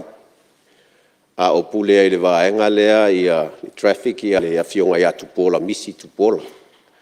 Sa vali umai mtanga luenga ale malo. Le pokalame lea defensive driving. Masa ngai umai ai mtanga luenga. Taimi leo unga lua ilalo pulenga o suavai ia sa ngai umai ai. Fai le course ia mawhai ia suenga ia fai driving test mo mea whapena. Kwa isi wai leo lau certificate. Ko sa po e lau laisenge. Ia o laisenge fo inga sa peisi lunga fuafuanga ai. Ia inga fo i vai keimi. Ia keimi ngei pe o maari e fo ingi so sauanga. Ua kaunga test mo le vaai. Ia me se fo whalong. Le usauanga isi o sui o le. Kako maoka. Ia kulanga whapenga. Ia ilo keimi ia me se fo i o po ia se ngeia maka fo i e po fonga fo i o le si avka vale i mori. Ia upelo le wale i lorka ngaka la e sa vali la por kalame. Se ma fau nga concentrate. Se fo i la o keimi e fai ai ia kosi ia wai renga kai fai kaulkula fo. Ia e malam. Kire lopo o ngā whakia le loko ai. Ale pulenga ia. Ale LTA ia vai kele e whai asinga kos fo le lea oile. Le ave o muli mga i me whapenga. Ia pe a whaau kulanga ia o le anganga lava. Ia inga ia whaikikia ia ki whaalawe whafua se e kulai mai. Ia e maise. Ia malu pui o le soifua ma leola. Ia le malu le akungu o lo whapea o ngā whaonga inga ia. Ka vale mwheo ai lunga wala kele mwave. O le si kulanga ngā whaaloalo le kulanga le ai Maria le sui mamalu se tu la no le sta on alwa tu la Salo ia aftai la fionga le sui mamalu salo ai wa le vai le ko a anga ia tu le sui mamalu o le lo ko ai vai ke le tu langa nga le fanga o lo ia aftai ya tu la mesu ma ia faftai la fionga le mingsta ia pa fai o le wa ia tu langa ia ya kong se o vol ke me fa fo o le senge o rau ka vale o kula ia si maka ia mo ko mo fo ila ile enga le po la var ku le enga le ko ka fa ku la kiki wa ke le nga ia le limar ke ka vale me nga ia faftai mo le so mai o le tulanga e pe ona watu ai o le senge inga o ka vale le warrant of fitness ia me ke le ngo ka vai ku po i si fa la velave ela ve anger ka vale ese number plate la alwai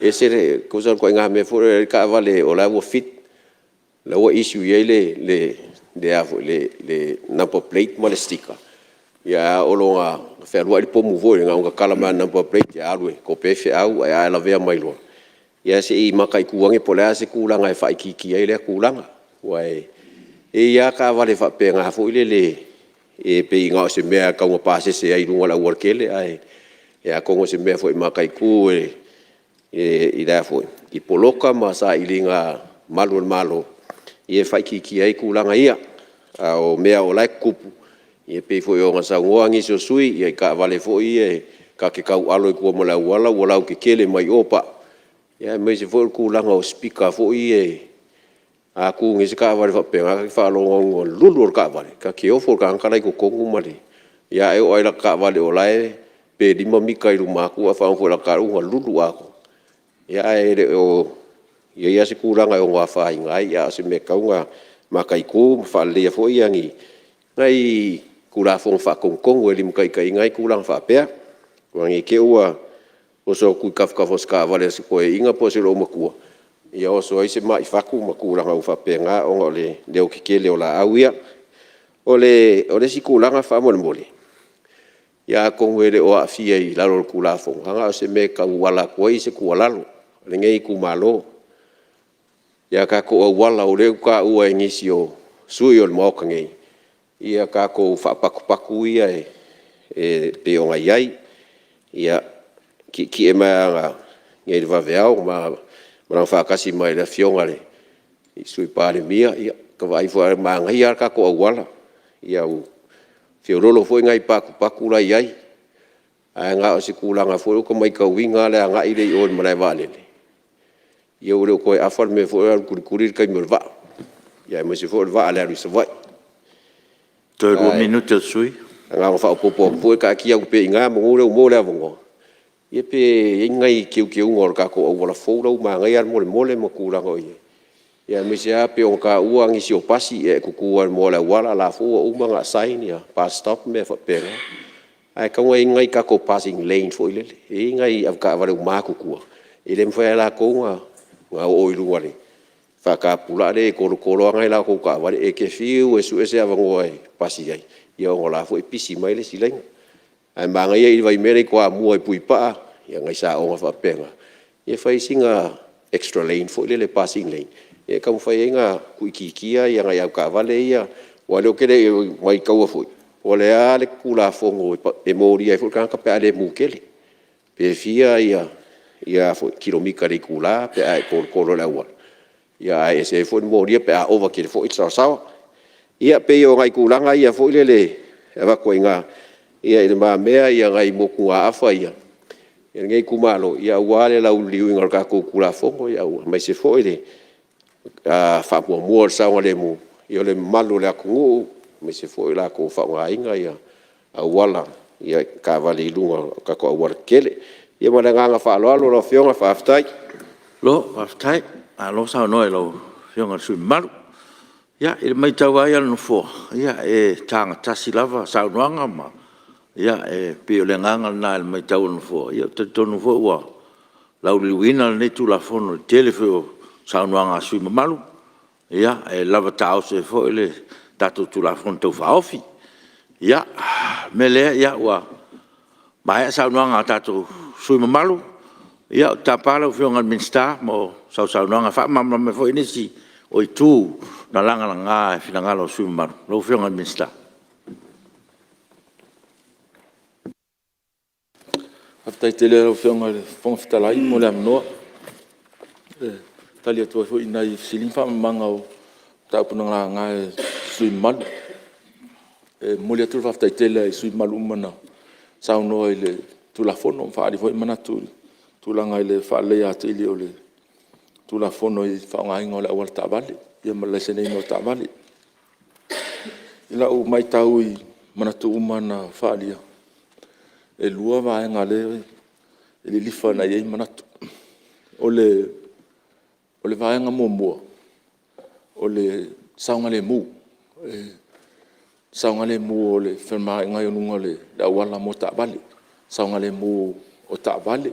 Saunga le mu i lesene ino am tabale ya mama la mal tu la fon ava pe foi saunga le mu mo e lo sabali le lo fa nga ina foi la wala sabali ya wal tele malu ya amese ai tu langa foi fa na wa onga o le tu langa lona lua o le pa ma lo si no tu la fono ya pa ma lo si no tu la fono amese la vai va nga lo ta o so mal mo tabale ye tu langa o fatanga ina tu la fondo mo li fa popo o pu le tele o musika ma lo si le musika o le tele ya le musika lu speaker o fa nga ta vale ila nga pe on fa mam la mato le tu la fondo aya o le fa nga yo inga o le se ino ta vale ma ta vale la ta tia tu le tanga luenga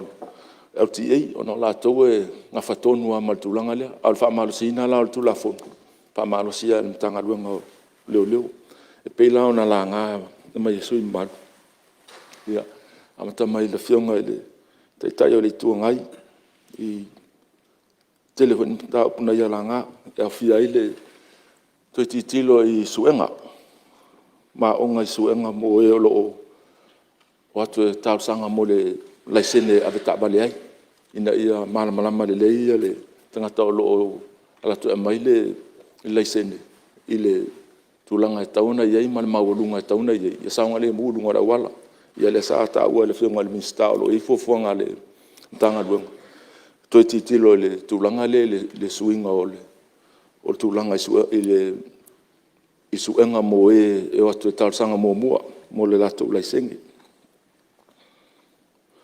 la hoi na la ngatu langa le tanga i su le ilolo ina o mo ta vale pe o to tal sanga tu i leisine ina ia saunga le ato to ta vale ia le se tu langa fa le tonu ta vale a me se ta vale ia pa nga ina fe o ia le malula tunu ia pasi ia saunga le mu ia le tu ia pasi ia ele le matia so i fu le tru salanga vol tulanga le tula fono ile tulanga le tabale ia e moli la fatati e la tulanga le fa marcia tula fono ala momol fam talanga il tulanga le senino o tabale stasio tulanga tabale la nga ile saunanga le taital tunga le stala le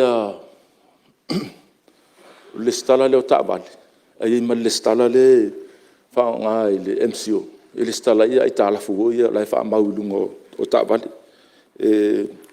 fa ma niel tu nga na la nga ile fiona le tai o le tuanga ona tauna tu sa le sa o le stala le ile auti o mo itala tai pe o le stala le fa nga mo fanua a e alu le fa tau so fanua sa o to te la tu ma uma itala fu la lungo le fanua e taulana anga i voi laltu langa na le stala le o tabal ia watu le tangata le fa tawal tabal o la na te lo la ile ita la fulu ngata tabal le ona ia lo le fa le tongo le faina fa taw tabal le zero ngato ya to la ita la fu le lo fa taw mai tabal pe o se voi laltu langa le ai ngam se tu langa la nga fo il sui le sia fai pule vai mo numa la luo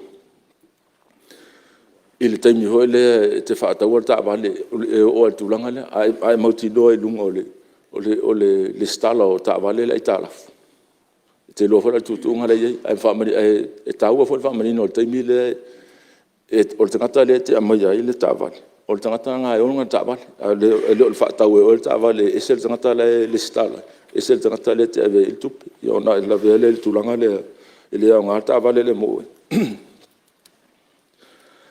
ma te wina fa ma wina ho ile fautuanga ile tanga ile komiti le fa tuina mo le vai sanga le mo fe mranga inga se sui o le fesa ia ma sui fo i o sosi apta vale lo ia la to lunga le o komiti le a wa ta wa ho le la to vai sanga le mu la nga fo tele sui tu langa ile te tau na manino ia fa ilo lunga le wala e lo le apta vale ia tu langa ho patu po le tu langa fa yona on fa sturanga ho ile fa di tiala fa yo ta vale mai tonu le tunu o Singapore e le mele fa e li fa le Singapore ia o tanga ta fa nga le ia pasima ma train o ti lunga le sa ho ile ma fai pe sa ta inga pe alu mai vale le pe tialu wala le cross island ile ma fai na ya lu ile ma fai na la lo ifo le sa e tialu lo tol sul mai le tula por tol sul lima mai le tula o lo fa ta pula ta to le limit fo ele fa ina siliat ai le se me la lo ifo ai ia tu o la langi e fo ele ma fa ina ya lu lunga le motorway ai la lo ifo le speed la ta ona ye ta sile stulanga e tanga ye ia sa le stulanga sa ai sa nga sui o le tulanga ho ile mo levis e ile levi le fa tu le hoile mama fa le ta vale ia o le tulanga ia le fa tulanga ina o le toninga mo lesen ia mal se anga o lo ia ile i tono tu ile tu la fono il pulenga ia le tau te le hoile il tulanga il fa tu peina o awala te fa tu pe ia o le sila le awala fa tu pe o le totongi o le lesen i tono o le lesen e ia ma le levi mo le awala a fa pela ele fa ia fa pe o le sila awala ino inga lo na le malo lo le ma le tupe mai fa ele le awala ia se o vai inga a titiro ia a fa pe o sa ini ngos fa fo vetalai lo fiong ia o le me pe fa ftai e ele mana le la fai e ele mana ia malo si anga e fai ai ia fai lo a tonu o le tau fo le langa o le sa langa nga lo fiong te tele tuanga ia tulanga le ia usa no ia le pe na fa mani no tu fo o tu la fon tua ia le ia tulanga le le fai sa le lo fiong ma fo le tongi o me fa pe o le o me ala le me ta si le fai o lo wale le senia lo ta le bo me le tu pele fa nga yo il fai ngo awa e sfulu 5 miliona tu pe na fa ta fo le sa tutuli e mo me le senia no ta le temine e over tu sul 5 miliona tu pela e mo mo le tau sa silia tu lo sul 5 ai o le o ese tu langa fo le spu fa nga fa pe e fa o finga tu la fo no le pe ya o si le tongi ngo le senia le la fa pe la si fa solo ato e tau le ese tu langa fa pe na po spu fa nga fa pe na lo fionga te nei a lo fionga e ai nga fo la mele le langa e sui le tau a te lo mele e feo i tatu tawa e i tatu e mwhaina e tō ngia le leanga o tawa le listangata a i fwoi tata se sau so alau tawa matua le aia se awala mwhaina na whai lau tawa le seno e alu fwoi ave suul wham sinong e mai mautai ko e tongi lau lo ia e mai fwoi le se tupe al takata le tongi lau tawa e tūlanga fwoi lea whape tilo peon langa e sui manupula se awala il mele e lo se mele e whatu mo le taimine au se mele tau te mawhau fau ia pe le whai me hoi le a tongi lau le seno e tono lo le sene se va nga le insurance o insurance a po ai te ya fo le tava le tesoa e sa tu penal tu pe e fa ele le tava ona le tu polo mele te nga inga to o le mela na le fatino New Zealand te mi mai le sene le tava e le va nga le sene third party insurance ai vo le sulanga fo e fa New Zealand a e alu e tongi la e avea o ma member ho le AA o le palapatonga tangata e ona tawa. E whara tupe tongi ai nā po pe la vea lau tāwale, pe la vea si tāwale au. E mau umama nā tupe whai e tāwale. E pe ona saunoa sui. Ua se tasi leo tūlanga rei tātou nei e la vea tāwale, ia e leise tupe alis tangata e whai tāwale. Ma o tūlanga la nā i le pase e atu le. Le tasi tūlanga fo i sa langa o le foi le ia manino ia tutu au ti e ma le leo. O le tūranga lenga wha manino ia i leo ta whio wha marasi ngā o tūra fono. O na o leo i el marosi anga e loka i tangata pia wha pe e leo si ta i whatonunga po se me whai atu i le cheli pos no tamaita i leo e le mwhailana i se marosi anga wha pe i le au ti e o le lo manino la tulanga ele tulanga ele le fanga luanga tu mau al traffic i lo tu mau le fanga luanga ala isene ale RTA au le sivela tulanga pe langa fo e seta sui o aseta io o aseta le fata tainga pa le aseta le afia io mo mita ka bale ye kai il taulang o mika fa kau le ai mai la so mo yo lai ta pasi el kula fongo la se sa o amika o ile RTA o la ko onga ia le mika ka kala o la ko le mele e ko ku pe ma or ku pe ai paul me le fai a o ko le ko ngia ia le kaimi o ka kare pakai pe o ko ngi ku pe ai o va ku kaimi pakai ro kaimi le ko ia nga isu le tiki o la manino na le se tu langa o le manino i tute amal o le situlanga sa fa marosia mai sa nga sui o le fa marosia le o le tulafono ia talia male nga fa lo ia ti mai nga ma fautuang mai ave hoila la no le lapta ia to le malo la tu o le a patino nga le fa marosia no le tulafono le fa marosia no tulafono la fanga yo le a mo ta bale ia mo speaker le fatanga inga o mo li matulanga fa pena o le a mo wa le la a sa o fa le mo lianga a le e ye le vanga o ine tono tu la fono a mo le ta bale e ma fa le o na avel ta bale le avel lo to ale RTA o na ta fi le RTA le ta bale le o le sila fa se pule la RTA tu langa le la isene a mese la ta vale o pasi ia ma taxi pa fa pe le tu langa i moli ma le hotel o musica po le hotel o le pu au si voi la ta vale le manola tu ia fa ngai moli le ngata i moli se ngai ba inga af ta vale le ta o moli fo e sulu luma ia o si ta vale o fa i moli e sulu tu la fa ma si le tu langa le ta una ise tu langa fa pa wala ngai fa tanga tu la fono na ye ni su o le au fai fa to anga le la tu la fuman o no la tu za ta sanga e mana o mia ia mo lia i le po pe au si kia la tu fa to anga na paula na va ngai fa tanga au si la a fa petele la ve ile vanga ia le senina o la fa ma si le ia le tu la fono il fa ma si na fo ile le o tu la fono e o pia foi malavanga le ia la to con kala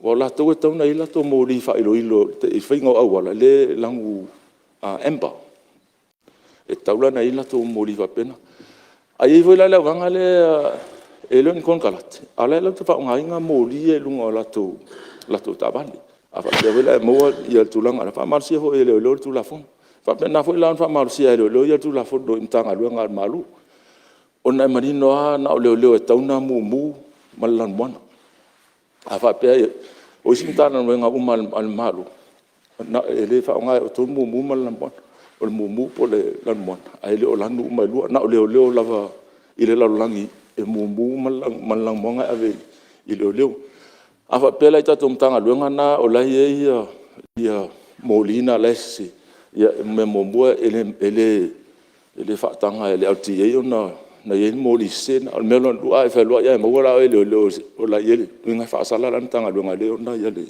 ya ta ba fa pe ho lan fa so lo tui tanga ta lo tili fa pe le te fa nga ni mo li mas tu la ngai le tal fe ngai ma le a ve ne ma no ma tu se la ta ingal ma lo tunu o le telefon nga sui mal vo o la tu pu le tu la ngai le tal fe ngai o mo li o le tele o pu o ta vale e fa pe ho le musika yo le la fa tino nga lu nga le lo ta lu nga ta wa le si va nga le tu la fono le ye pa o to no fa mal si no tu la fono le va nga le lo fiang al fon tala yo si mana tu natalia to i na mat fa ia e malo sui fa tai mo mana tu tau ho na tu le fa ali mo defensive driving ya e mo ya le to no tu la fono le su e no lo le sin ale il marsianga lo ye il fam sinon ala tu la vesta vale ya o lo ye il fam marsianga ave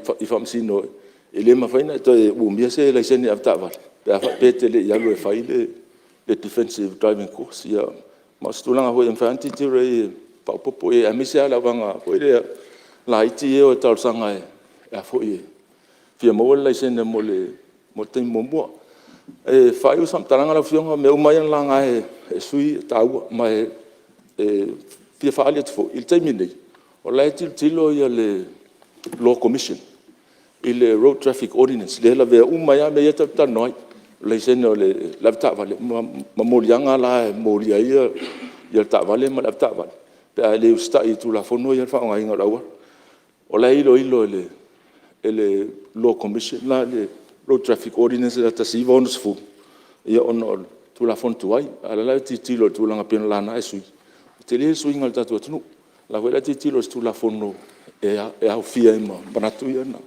a mai el ta sui malu mot e la fiong al fon tra se matu ai vai na talia tu la ngala nga sui mal fa lo tele alo sa no e lo fiong al fon tra ma ne le sa vanga ma al fiong e se me tua mani o sa longa sta lo fiong su malu sa pe e o le momoli o faftai ngo me sa ulanga na fi lo fiong le la ua ta tino me le fiong al minsta le foi la bo mal mala o tanga luenga la vo leo e ngafa mal vai ngale le no tanoi ya la tu ye fio ai le o tele ya la tu la auto no pasi ta vale si mea pe sa no le sui tu ale ben pe tu mai le si tu a ko tene no foto no i ya ai ke a ko ma lo ko ki imagine la ya ngai ga ka ma ku ku em po ya fia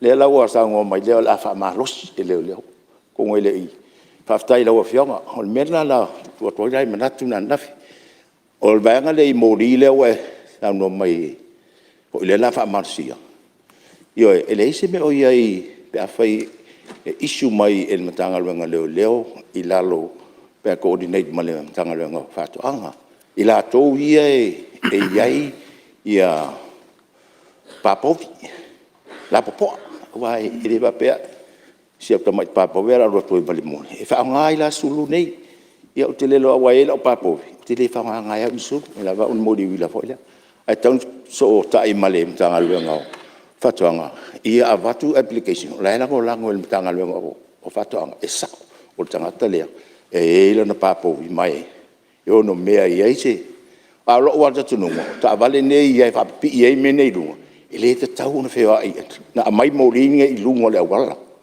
wa ia ia te mi e ti lo le molina ile tau nga fa ngala vai i awara tele lo fea e istangata se me vole ave esa a o marana ho fatuanga mai ia si ese de mema mori ia ferva ele tabale ai alu lo lunga le awal tele malo i tau na ese wai e tasi ti ngol molo au ia to fata fa tabale tu ia se fione le di mana mori e ia ele au irresponsible people le ta ubale u mai ia ina istanga to lai mori e fa nga tau mo men nga fa tanga ia ai fa tai lo fionga le o mal malama foi tu langa ia sa ofinia nga fa tai lo fionga fa tai sili Ra fa tau nei tu la fonto fa ofi, te unga SS tu la fono, pu lenga au tu la sene lu o tolu, I lona fa tonga fa lua o e fina ngalo esa no male yoe.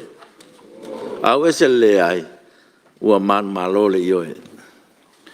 Stula fono te nai nisio tula fono ese le Palemene, pui a, wae ai mo le toe fase atu ngaluenga tau ave le pulenga au tu la sene, I le pulenga fela o inga I lau ele, ma pui pi, e wha mani no inisio ngaluenga tau ave I lalo tula fono ese fa sino le sene ina, ma le wha mawino ta vale, ma pui si, mo wha mamuenga so tai ai.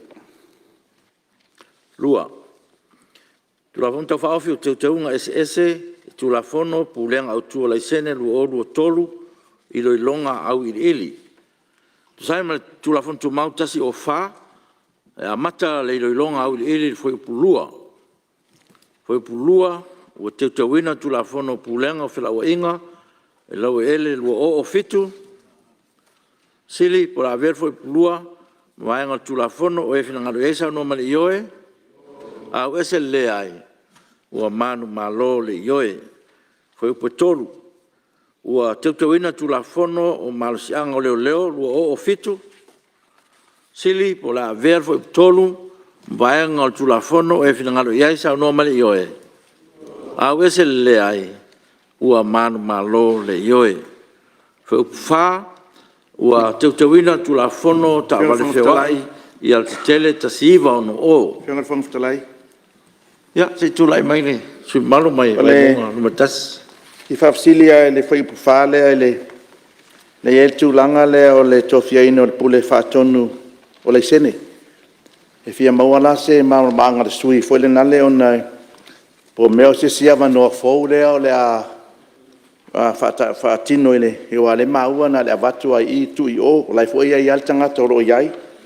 Ia ai pe o le mai tau mai pe o le pe o se ava noa pule whaafoi o le sene. Ia po le tūlanga na po se license controller fou le mele la fatino pe ono le ia atu langa pe na maua foi pe le nganga na le tau fia mawele se maramanga le nei sui Se tu le mera fonga minsta. Lau fionga o le amano fa pitoa. Leu fa tu langa le. Ia, tu famile ina sui mar. Ia pe le nganga na le sa fia mawese ona on mea foula lo nuinga foi to fa popo foi tu pe foi na le sa fa pe o la ia le position le o le sa fatino le ona foula nuinga la le mea foula I lalo le CEO la ia po la si piliki mai le license controller le mai le level le level le CEO po le assistant CEO le la ia E tono le mtanga duenga fatino hoila CEO le RTA to finga matu ngatu el tanga le. Ja, faftai. Ai fa pitoa to fio tanga le va inga le se ko kava. Sili, la ver foi fa maenga tu la fono, o e fina ngalo esa no male yoe. Au ese le ai, o man malo ni yoe. Foi pulima. Ai inga tau soro inga, mai inga fa saoina. Sili, o la ver foi pulima maenga tu la fono, o e fina ngalo esa no male yoe. Au ese le ai, ua man malo ni yoe. Foi mua ma le ngoa.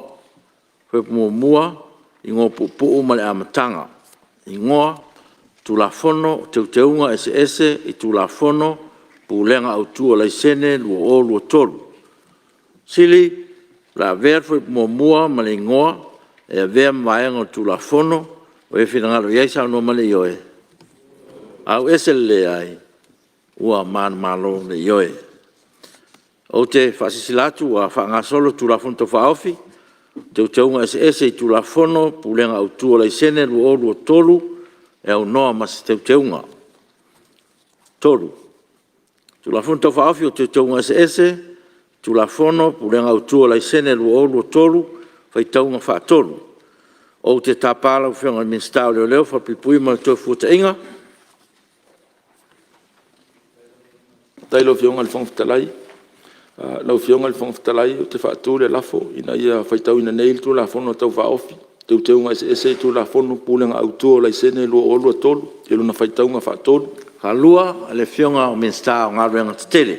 Sili, La faita wina nei tu la fono tau whaofi o te utau SS i tu la fono, pulenga au tua lai sene, lua o lua tolu, i lona faita un whaatolu, o e fina ngaro i eisa no male i oe. Au ese le ai, ua man malole i oe. Stula fono i te ina ni isi o tula fono se ese le Palemene, pui a ua ai mo te whase atu ngā luenga tau ave le pulenga au tua lai sene, i le pulenga whila ua inga i lau ele, ma pui pi, e wha manino inisi o ngā luenga tau ave i lalo tula fono se ese whaasino i lai sene ina, ma le wha mawino ta vale, ma pui si, mo wha moenga e so tai ai. E whasisi latu ua mai on wha solo tu la fono tau whaofi, tau ngā SS i tu la fono, pulenga au tua lai sene lua o lua tolu, i le Palemene u poto, ma ua wha pēo na pasia e le mauta.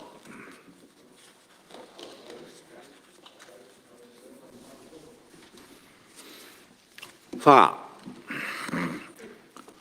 Tu la fono tau whaofi o taunga, o tu la fono taui mo wha lau wha fusei, lua o lua tolu, whai taunga wha lua. O te tāpā, ma wha lau whionga le minsta wha alap tonga taui, mo wha lau wha fusei, ona pōle atinu. Whaftai tele lau whionga le whongotalai nei, aingo le aso. Whate fo le wha māloma le whaftai lau whionga e mese fo le mamalo le Palemene. O neua mai e le tu la fono pito siri fo i ona tāua. Ia o nei tu la, lau whionga le whongotalai. Ia au te tula ia tu ina ia whaitau ina nei le tu la fono tau whaofi. Teu unga tu la fono tau i mwhala wala whafosei. Lua awhi lua tolu. A ilona whaitaunga wha lua. Ma au te fia tau tala. Ia pupu iai. Ia wha mamlama fo ia le tu la fono lau whionga fono.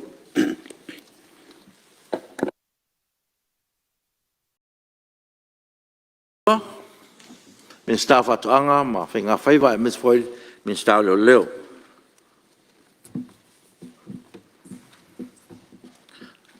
O te tāpā lau whionga le min staff mo lau saunoanga wha mamlam.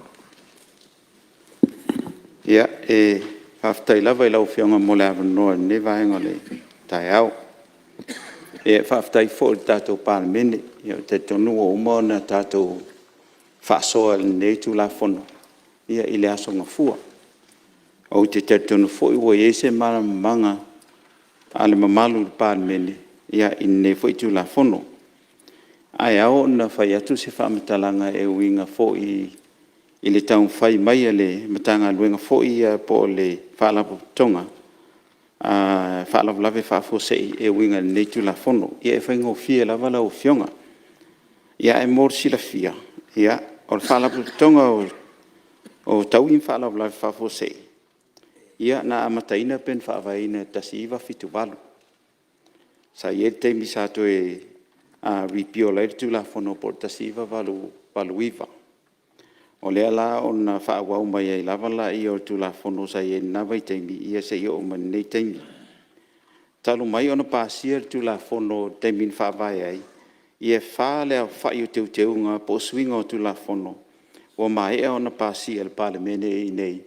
Ia na foi vai teimi. Sa iai ia teuteunga o tu la fono e lua afe matolu.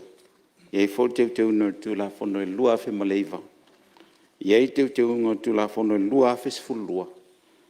Teuteunga o tu la fono e lua afe sfulu maleiva. Ia mali teuteunga la lea o taun whai mai iai ia le whaalaputonga. O vaenga i o tau i mo whaalapulai whafosei. Ia talu mai le tasi iwa valuiva. Ma e fia whailoha te fo ilma malo le tātou Palemene. O lo iei matanga luenga fo ia le tātou malo. Ia, o lo vāvā lata po so tau au fo ima le matanga luenga po le whalaputonga whalawlave whafosei. I lalo lava o tu la fono ia. Te peo matanga luenga o pisinisi ala manuia a maleipa. Matanga luenga o soifua malo loina. Matanga luenga o leo ma wharpui. Ia matanga luenga o whela ua inga ma tina e te tele ar tātou malo. Ia pūlenga o tine mu po whala vlawe whafosei. Ia e mai se fo i le pūlenga o whela ua inga ele. o matanga luenga la po whala putonga nei, o lo ngā lulue a so tai. Male matanga luenga o le ACC, ia awa fo le whaonga ino se leni mai le taimi, ma le taimi. Ai o le au te lenga o tu la fono woi luma nei o le Palemene le so. Ia o le tu la fono tau whaawhi e tui teu wai le tu la fono taui, mo whaalawalawe whaafo se i tasiva waluiwa. Ia i lawa teu ngā mai le taimi pon si la fia ua whaa ia teu ngā sa iai. Ia leo fo i lawa mai ma le tu la fono. Pea whaapea ua iei se fina ngalo fo i o komiti whaafoia me se fo i whai ngā malo ina iei se teu ngā. O le au tu tonu tu la fono tau whaawhi, o le whaapopo se whainga fou, o taui mo manuanga mai tālonga a po taui fou.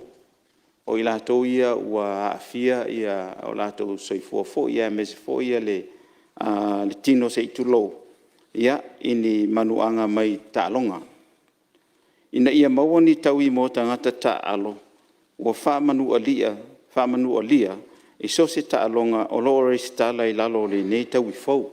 O lona winga ia e iai fo le stala i lalo o tūlanga ia i le MC o fo ia po o sports fo i o lātou whaangaina. Ina ia mwhai ona mawai ia se whamanuianga. Ina ia whai se tūla fono whātuntonu. Ia iai fo i ona tūla fono whātuntonu. Ina ia mwhai ona whātuntonu ai le nei tūla fono. Ia mwhai ona whātino ai. Ia awa fo le taui mo manuanga ia lau whionga whonga whitalai. Ia mai lea teimi, ma lea teimi. O lona winga, o lo manino lawa tu la fono fou o toi whaopopo. Ia awa fo i se manuia po o se sosoni fo i.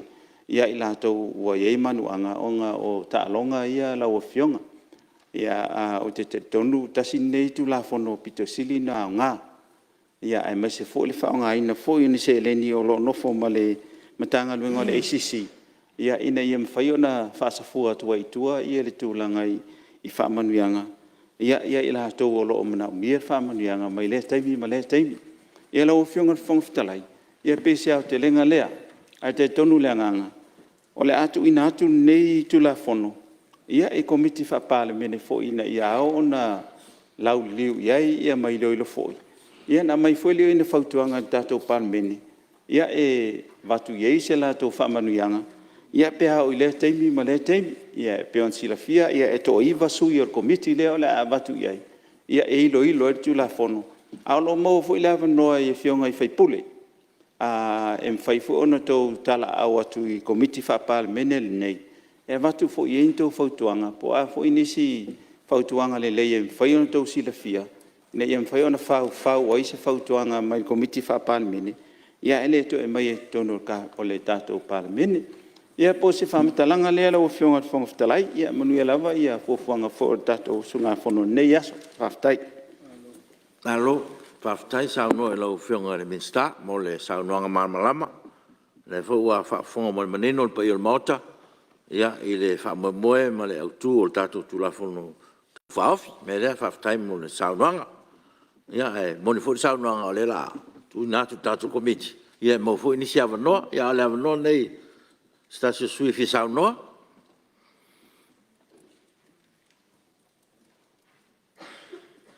Ia, leo mai te watu lau fo man sao le. Sui malu masat paitea. Aptai lau whionga le. Ofta nai mo le awanoa. Aptai le saunoa le. Whionga le minsta. O le mai nei tulafa. Tulafa no nei sa amata i lalo. Vai te mio minsta le ACC. Mai na tamu whaea i o mai tonu le Palemene. Pete iane. Ia. Ua o le taimi fo i lea ua la lata le whainga palota. E pēr manatu nā le whainga malosa i whatati esi. Te wha uwha penisi ai ua pasia nei tulafono. E afia ai ia whainga whapoti. Au te whaftai le minsta, le whionga le minsta o lea ua o mai le matauku nei tulafono. O se tulafono sa ongai fia tele ina ua watu le mtanga ruenga. Ona ua lewa na tauna iai ia ia se taui mo na ia tātou ala mu whanau o lo a fio la to soifuanga I mene o tālonga. Te leao mātua, ia mainga foi. Ia o I le ua mauaile ta mawai.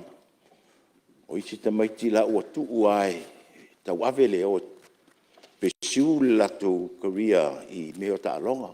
Wha o umasa foi ia I tātou mātua ea. Ia alia ngā e ai ngā mea tālonga. Ia taimi nei. O whiawhia mātua e o la to whanau e tā alu. Ia o le ungana leo nisi. O le awhia. O le awhia ngana walao o nisi o alam whanau. O whaamuta ia I nāle lato. O whaamuta I nāle lato tau mwhai. Ai sea, ona le iai se skim papea. E fisoswani le taimi ho lea e rehabilitate ai ma toi whale leia mo therapy. So I whale leia tili ai. Ma toi wha fo I tamaititi I le tūlanga. E toi tau mwhai ai lona kauria po le longa tomai lea e ate I lea he has the skill ma a o lea o le a whamuta. O le scheme la le whaingafaulia. O le a maua I tau I ona I la tau ia. E mawhai ai ona toi whafo I la tau malosi. Toi whafo I la tau tomai. Ia ona tau koe tau wivi lea. Ia tau ave ia le mitia a naa inga. Nina ia whao ngā le lona malosi ma lona tomai wha tālonga. Ia e maua ai ia le tau tisilfia. Ai o te tangolango ina le nei pena whatu o le teimi o matu sa whatu lai mei. E whawhatai lea ua o matona o Palemene. O se whainga le lei. Paulawa le tūlanga ia manino le lei. Ia manino foi. Ia wai ei foi isa pe ia ele le vea si au tamane. Ile na mea pe whawhena whai. Ia whainga umanae. Tau un titilo ma teu whale lei. Ia whea uma le playing everybody plays on an even playing ground. In entitlement I le scheme nei ai whaftai atu le mista mo le tūlanga wo le nei tūlafono. Ia, mas tūlafono tā o tele, mas tūlafono e au ngā mo ala mo whanau, mo wharoalo. No, whaftai, malo sao noa. Ia, te tūlai mai le suio. Ona man mertasi, sungol fiufi. Afkai le kua ngei vaenga le aso le. Pule whasoifua I lau fionga wale. Pule tōma le pule whasoifua le pa I al mota. Ia aua tula e foi faise sao. Wale ngei kula fong. Afkai le minska mole. O mainga le kula fong. Se mea sirionga ka ua le e langonga e kangaka e. Kaua. Pe whai ngua vui e alo mwhanau o ave fua le atunu. Whai masui o kako uma so se whalanga mai I atunu o mau. Ma so se mea e whai ita alonga sa mone. Ia, a lea lau whatulai mai. A fia. I se whalavelave. A leua a patule a ole maloe. Tau whau se whante tau I ai tele lai alo ma whanau ma tangata foi sa fia. Ia ele ia se mea sa whamanu I nai. A taila leu whatulai mai. E a mata mea ai ale tato ACC e o lea whatulai ai se lai ngā tupe mo lea whamoe moe. Tere foi tak tangata e tapua ia. Fia uma pe amanuia. Ia ai vave foi le foi o tala pe whale tonu ia arum whanau. Ai lea ia se sao. A lo awawa ai nei tupe. Ia mai maue pe na wa o sainga awa pe fia mga o se pilionga. E kasi ka alar kangaka. Mawal pilionga. Ia o kako. Ia, e vanga ia e wa i polea se au wala e race ai se kako kupe mo le kako whamoe moe paua lea. O Levis ma mea ia. Ia ala tu atu le minsta langa lele o whailo mai pe whawhea le amataina o se tatu tupe a tonu e mai fui. Ia mo tatu tangata whainga ruenga, tulanga whapena. Le soi mea taua i, o le aso e amatai. Nei te iwa toso i tua, ia na fiele e maisi uso ma tua whawhine sa marunua i aso ia.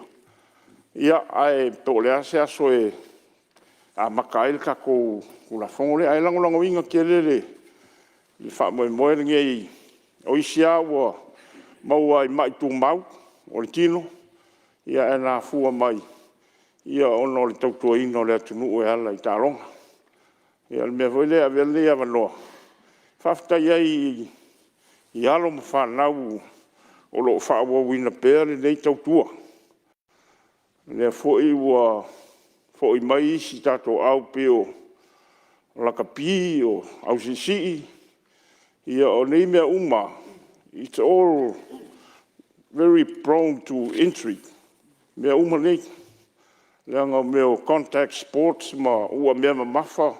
Ia manisia mea ia e whaftai o leo whatulai mai le tatou. Ia whamanuia le tua i alum whanau e olo o alo whaiwai. Ia tatou talonga. Ia whauau i pēr le tūlanga mawalunga. E ia teimi fo e langona fo i e matou. Wa le fia tamata alo ai uma e le pulenga ia tupe. Ia e se va ai fa leito tupe ma. Fai fa leia. A fia me o le tamatiti. Se e whakune ia e alu e soa po fea, soa. Ai a whape whale tonu hoi leo wale se tupe. Ie te whiua e lue le toi fia. Ia e se manatu le tu atu i lau fionga. Ma le anganga. Lango ina ma le anganga whaftaini le tu la fono. Ia. So i fua mai manuia tato fono le nei whainga leso. Lo, whaftai, malo sao noa. Lau fionga le. Ia, se tula e lau fionga mista. Whaftai lava, e mole whaftai le fionga ia lau tafi. Ia sa o le lava le saunoanga wa pe o le tula fono nei wa uma na mai le presiding al Palemene e whanau lawe le ia o mai tono le tato Palemene. Ia ono tulanga fo i wa tula i mai, o wawe whainga parota. Ia e taua fo i whainga malone ina o mai titilo iei, le ia le taunta tia tauna au mai. Whaftai fo i le sui fo i whtoa umatu ne ia e sa. Olo iei lava ia iei ngā pe tuu tele i tua ia le teime amata i pe amata fo i teime pasi e tu la fono. Wa sa o lava ia, e na o lawa fionga lava. Malo au e whai o na maua ia whamanuanga i ngā orua ngā on man Samoa. Arjo tele. Ia, e le ia msa singalu, o longo inga. A tu fo i tua, e lava ngā orua e lava ai. Ior mana ia fo i lea, a whaftai fo i mo le fautuanga. Mo le aso. Whaftai. Ia tono leo tali foi tau le fionga mesta. O ia se sa no. Ia o lo ia lo manuanga o lo ia e fa wa luma o to ia ia pa nga fa ia se tu lai mai le sui o sa fata numero tasi lo fionga sui mar. Ia fa fte tele lo fionga le fo vitalai. Fi fa di fo se mana to nei tu malo e tu sai ma tu la fono. E mo mona fa fte tele le minsta ia tu la fono. Na tu foi pe on sa no ni sui tu la fono nei wa e vana taona fatino tu la fono fa pe tono tato malo mi sa ia alu mfana ia ele to pose lilo ia o le lumana i manuia ia o alu mfana o tato watunu nei a tato si sila fo ia tunu ma ia e fi wata to e fenga do ngai ni to finga mangalo ia ela to tamata alo wa ma volta le ni le fa manianga mai le tu e tasiale con karate ia o matua fai tau miliona tu pe mo e te tonu la e matua awa ho nei tu malo e fa mo mo tu langa o a fo le tau io tatou tangata a ta ano tasiale na o fa tonga le o finga fo ftele me maule tu la fono nei pena o mai e ma tau io fa lave fo e tau io nai tangata fai fa toanga ma tangata fai nga o fai nga fai fa E wa tātou te loa fo i le sao nei tangata. Wa e whaingo fia fo i on tātou sa ili i asosi ia o a fo i lau whai whātoanga, i o lau whainga whaiva, a o ina a fia i whaare lawe tū lai mai. Ia la fo e whaino fia na maua la tō suafa i mea wapea. Wa e tate mai tau taita. E watoa e la vele ili afi uta ili vau. I o le taina o le vau mo le whātoa ina o whātoanga. Te leo i o la tō sao. I la ule whai tau. Mai se fo i le ngata i whani. Ana o mai la tū la whono ne e tau whaofi mai ma le au whai whātoanga ma le au whainga whaiva. O te tonu ao se le vai tau neu tātou au tilo e tele sao le tātou tangata anu o le tātou o tunu. Ia e hoi no la tau taui. Le nganga lea te tua lalo tua i le minsta. Me le a fia o mai anai tele tangata o lo whai la tau sao a warta ma a ingo o tātou o tunu. Ia, ma le nganga whaaroaro. Lo, whaftai, mo le sauranga, longa ina fo tātou tū la funta whaofi. Ia, leo mai tau atu, leo o peua. Wa langona ina fo el mauta, le tau o fo el tula fono, ia malangalongo ina. Ia, tula mai lau whiongan minsta, leo mai tau atu, leo. Wa langalongo ina uma el mauta lau tula fono.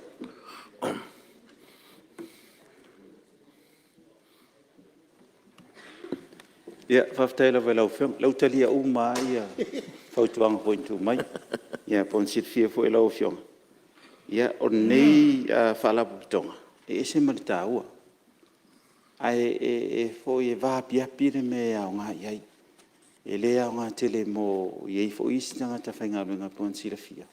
E uma leia manuanga, uma leilo na soifua au ona. E le ia se mea o mawai. Ana me pito sirinta ua le wa mata ona ua wai mai. Ai fo se fina ngalo whainga malo ne e toi review atoa i le tula fono le isisi. Isi tau sanga. I on toi te tiro leila ia wale whaalau te leina o whamanuianga.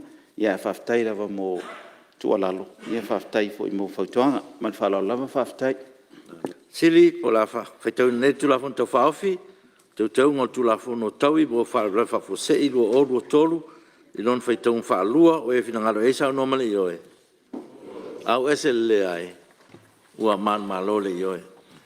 Tula fono e tau el tula fono tau i mo whaavlawe whafo se i. A whaiv se lau walu iwa.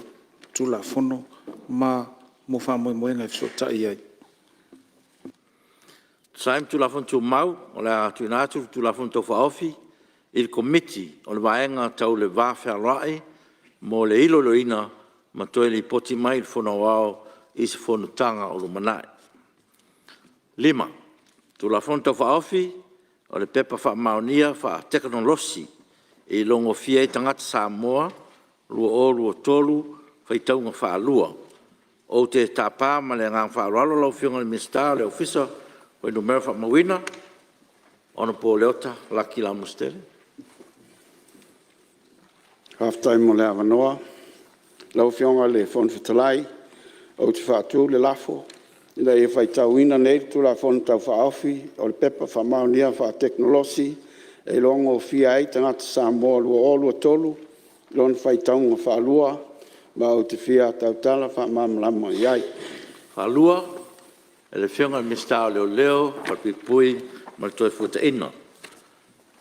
Ia, la none lau whionga le mistao, mo le saunang whamamlama. Lau whionga le whonwhitalai.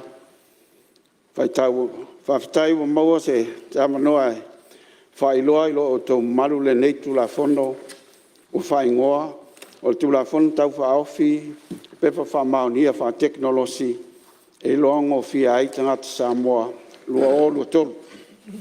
O le nei tu la whono tau whaofi whamoe saunia tu whatasi ai se whatulanganga e au ina tu whatasia ma te malu ai whamaumau taua o le soifua o tangata taito tasi.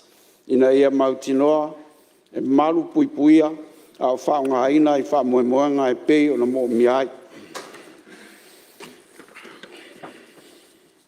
O nisi o taununga mo mia o whataua ele nei tula whono e au fia ai le tapenaina le lei o se prokalame tal whengai, whaongai nai a wala wha teknolosi, e le stala i tangata anuu, mai lātou o no whamau Samoa.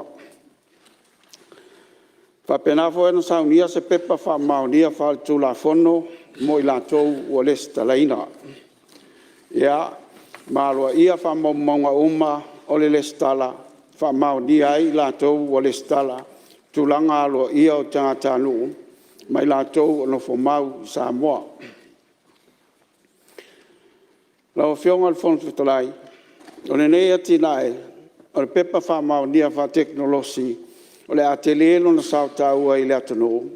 A meise le whaafai ngofia ina, o na whamau nia aloa ia o tangata i tō tasi, taimi e mana o mia ai au o nanga ese i le atanu. E au fia ai au o nanga tau suia inga o tupe, whawhatau a inga o oloa ma au o nanga. Au o nanga tau soifua malolo ina. Au a onga, whatinonga o le palota, ma isi tau tua ma au o nanga ese i le atunu. E au fia o mai le malo ma le vaenga tu maoti. Le ngata i lea, au le nei lava tinai, o lo tūri mata ia, ma avea ma maa tūri manu. Whaavae ma whaalangolango i ai le tele o niso a tinae fuafua an malo. Le ngā lulu e ai mpaanga mai whafo. Ai mai se le itu e whaangau yo ia ai le tui natu o niso so soani tangata taito tas. E le nā fo il pa ia o Palemene. Langolango malosi o le atinae.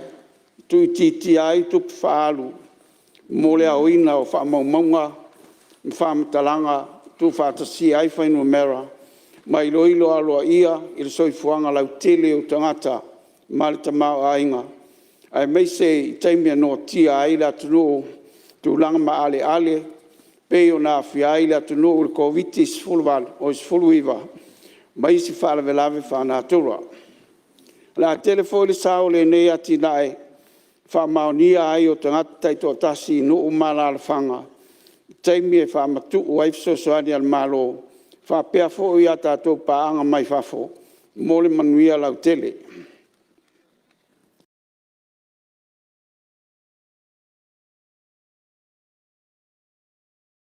Lau o fionga al fonu whetalai, o tu la fonu tau whaofi o le whatinonga leo po kalame whalau i loa. Lea sa mawhai o na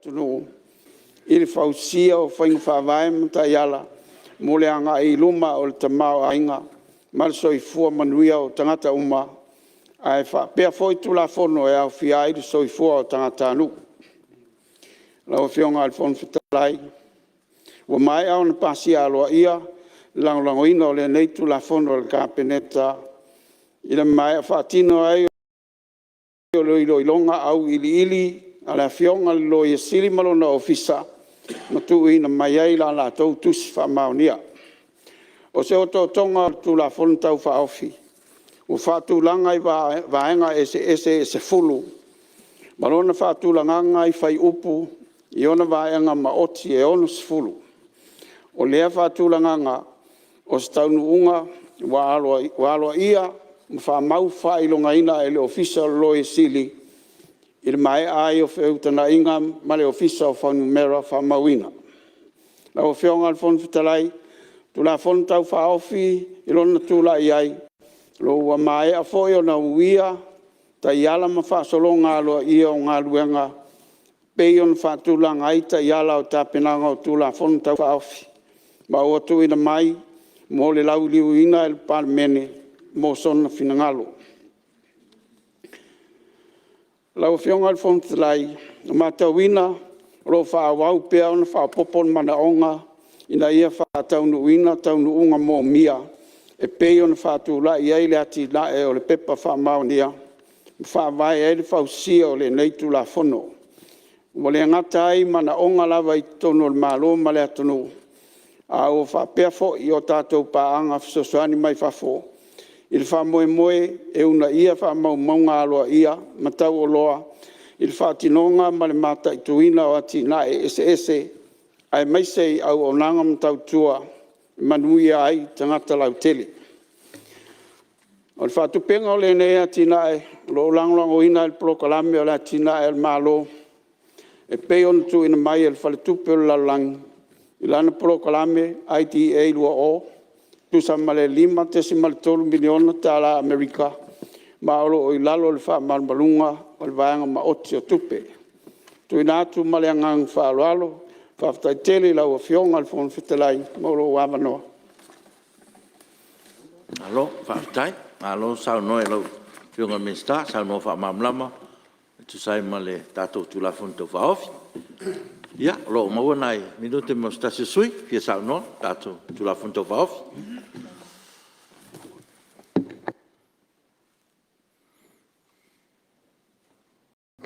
Ia, leo a fō mai le, sa le. Sui malu mai whala time samtau, tūlai mai sui malu. Aftai lau a whionga le. Fong fetalai mole avanoa. Tula et foi faise sao nei tu manoe. I le tula Fonotaga e pe ona na mamea le tatou Palemene. E mole atu le nganga whaftaitele na ua whionga le minsta. Ia whapea foi mta ngā ruenga. Ia mole tula Fonotaga mai tau atu e o le tula fono sa amata mea e foi le whainga malo sa tula i mai taluai. Ia whaftai o le fo sila ia le a whionga le minsta ma le whainga malo tula i mai newa i tau. Ia, i le tā ua o le tula fono. Tari eina e lo sui a vaenga tā ua e whaavai e le whainga le tula fono. Ia ai peitai tau ana whaaleo atu nei atu na lunga foi o nisi o malu le tunu. Ia ai maise foi nei tu malo. E wha maruru atu pe a pa o papa se e tu alalo le atu atu. Olo iai pe nisi o malu le tunu o lo te e tu la fono nei. Ia maise o taritonunga wha le lotu. Olo iai le fesidi o lo fesidi le tele o nisi tangata. Pe o le tu la fono nei o whaina o tatou IT e linka na i fuafuanga voi o le One World Government. Olo iei la se popo lenga i nisi o malu le tunu. Ia i le security o tatou tangata mai whaalapo tonga ia laulangi pe whiona whaasalalau i upenga ta whaelangi ma tūranga whapena. O se whesidila e tu inatu ina ia au mai e se tari manino tatou malo ia mai se foi o whaafongafonga le mamalu le tunu. Ina ia whaanofo lele iai lātou o lo pole pole ia po eni o lātou atu ngalunga i le.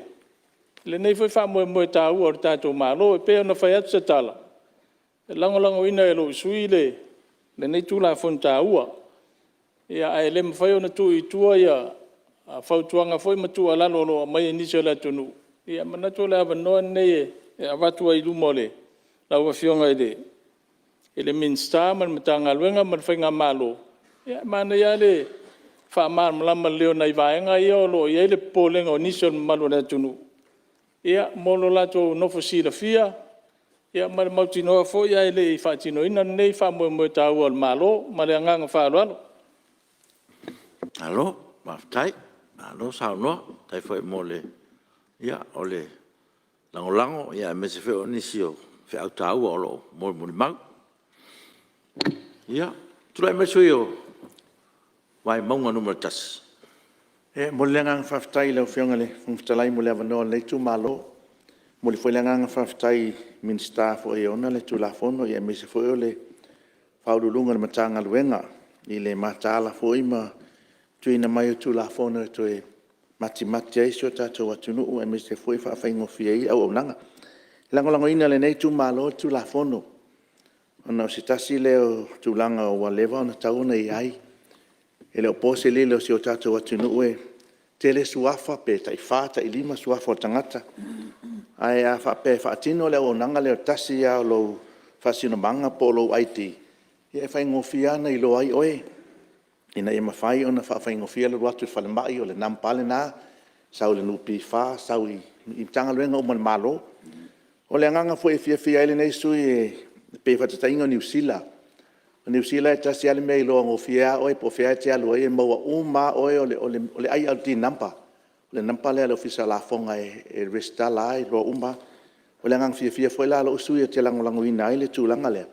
Nei mwhaina so tai uma e a voi tael tūlanga foi na le o le isu whaalua o e itanga te whaalua whaatolu na whaatino ma meo passport se tulo nei mota. Ia e whaapela e tasi ale whaasino manga. Ia e pe o le anganga nai langolango ina ele tūlafono.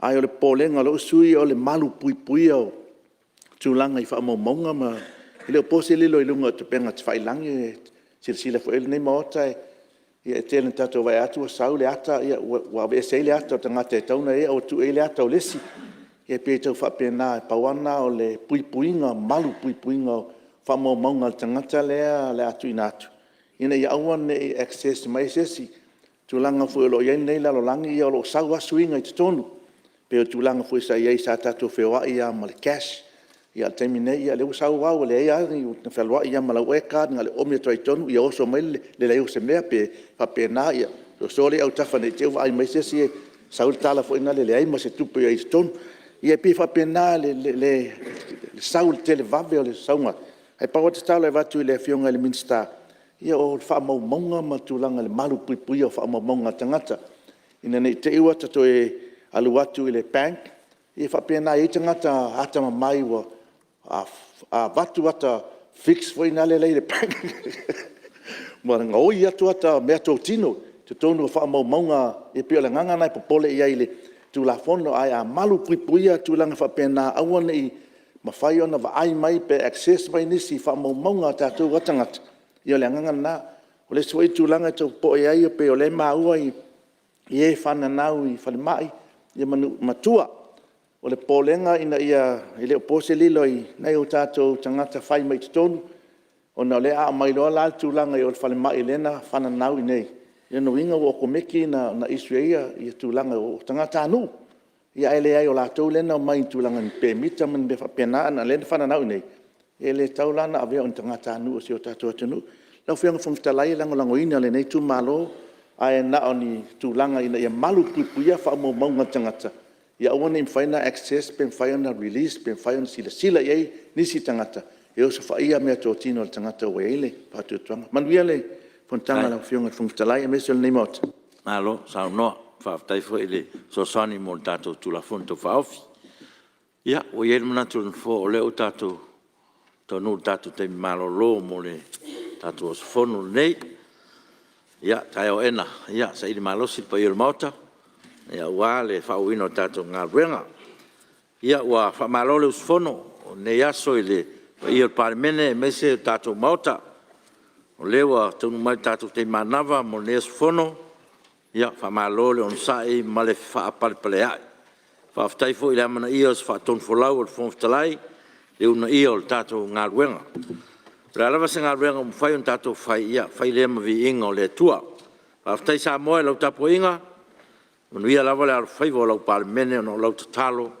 Whamalo, whaafatai. Whaafatai i atu I whaurunga mo tā ngā ruenga. Whalaptonga tu maoti le tātou malo, lo tō tapo inga le nei aso. Whamanu ia le tua i wala wina. Nās whamanatu o le whongfitalai. O lo o whaopea le aro ia o whamaiti le tātou malo. Mo o wala e whaariau tātou te atu I sāwanga e whaasanga I tina mo tamaitai. O lea whainga o lo whaatau inai le la e ululi I a stofi o vai aso teitasi. Ia o leo te talo tuai pa ia o le Palemene. Le pia sisila mai le tātou tunu o tau solo mua tātou taitai o le tunu. Le una ia o lea whaataua. Ia whina ngano maale lie. La e mai o tātou la e Iuli taiau. Iuli taiau. Mo tātou Fonotaga fo ia stofi taitasi. A wha solo tātou ngā ruenga. O lea whaawau e lava le whainga lea. E tātou te rei tolpo te tāu sangatu sus fono mo whala lupo. Mo tātou te talo. Pai ua tātou fono. Tātou I fo mal talo. Lo mātou tu mai o le langi. O lawa fio lava na e amata mea. le ulo I taimi le Tiafau se ia o ina whai wina. Ua mai al Fonotaga le Palemene le atu ai lo mātou te mā o le vi inga ma le whaafitai a wā ua mātou vaia fōringa o la ua fio I le whaifia fia o so se mea whaatino ai le ngā ruenga wha Palemene a wā le nei sao whainga o lo ua pale mai le nei vai tau ia a wā upu whai o le malo whamanuia tai tai ia e mai se foi o le Palemene a toa o fisa uma o le nei fono ai mai se foi le tāpua inga ina ia malu pea I mātou ia awanga le lei o la ufio o le lei o la mātou foi atu o mātou a inga le ali ie alo whangia ina ia muli au loa ina le alo fatu noa la ufio lo mātou atu ina ia aua ni iafe se atu o le ala a wale soifua maua o le tangata soifua o le ala mātou wala au maltalo e ala ono Yesu lo mātou walima lo mātou whaola. Amen. Amen. Amalo, whawhitai. Ia, whasisilatu a tōpo nei tau manga whono au, whai tula whono, se o rele tula iwa tōsfuru, I Tiafau a Tiafau.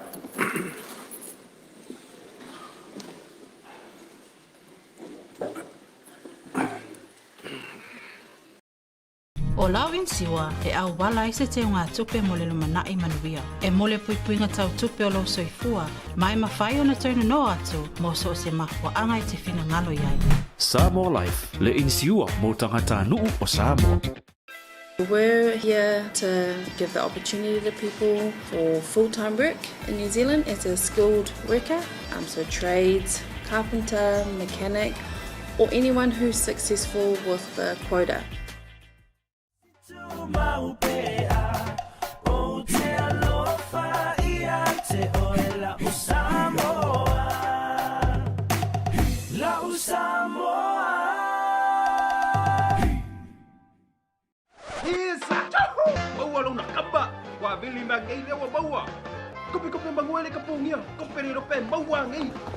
A fio mai nei loa I le Federal Pacific Finance no so mana o ngā tautupe bak serving Samoa's financial needs. Samoa's natural waters are special. Something goes in there, comes out different. Natural Samoa water, the taste of nature in a bottle. Tiafau Samoa, I'm Jack Laban. For any competition, I'm all about speed, skills, culture, and of course, my Texas. Wa'uwa'alea.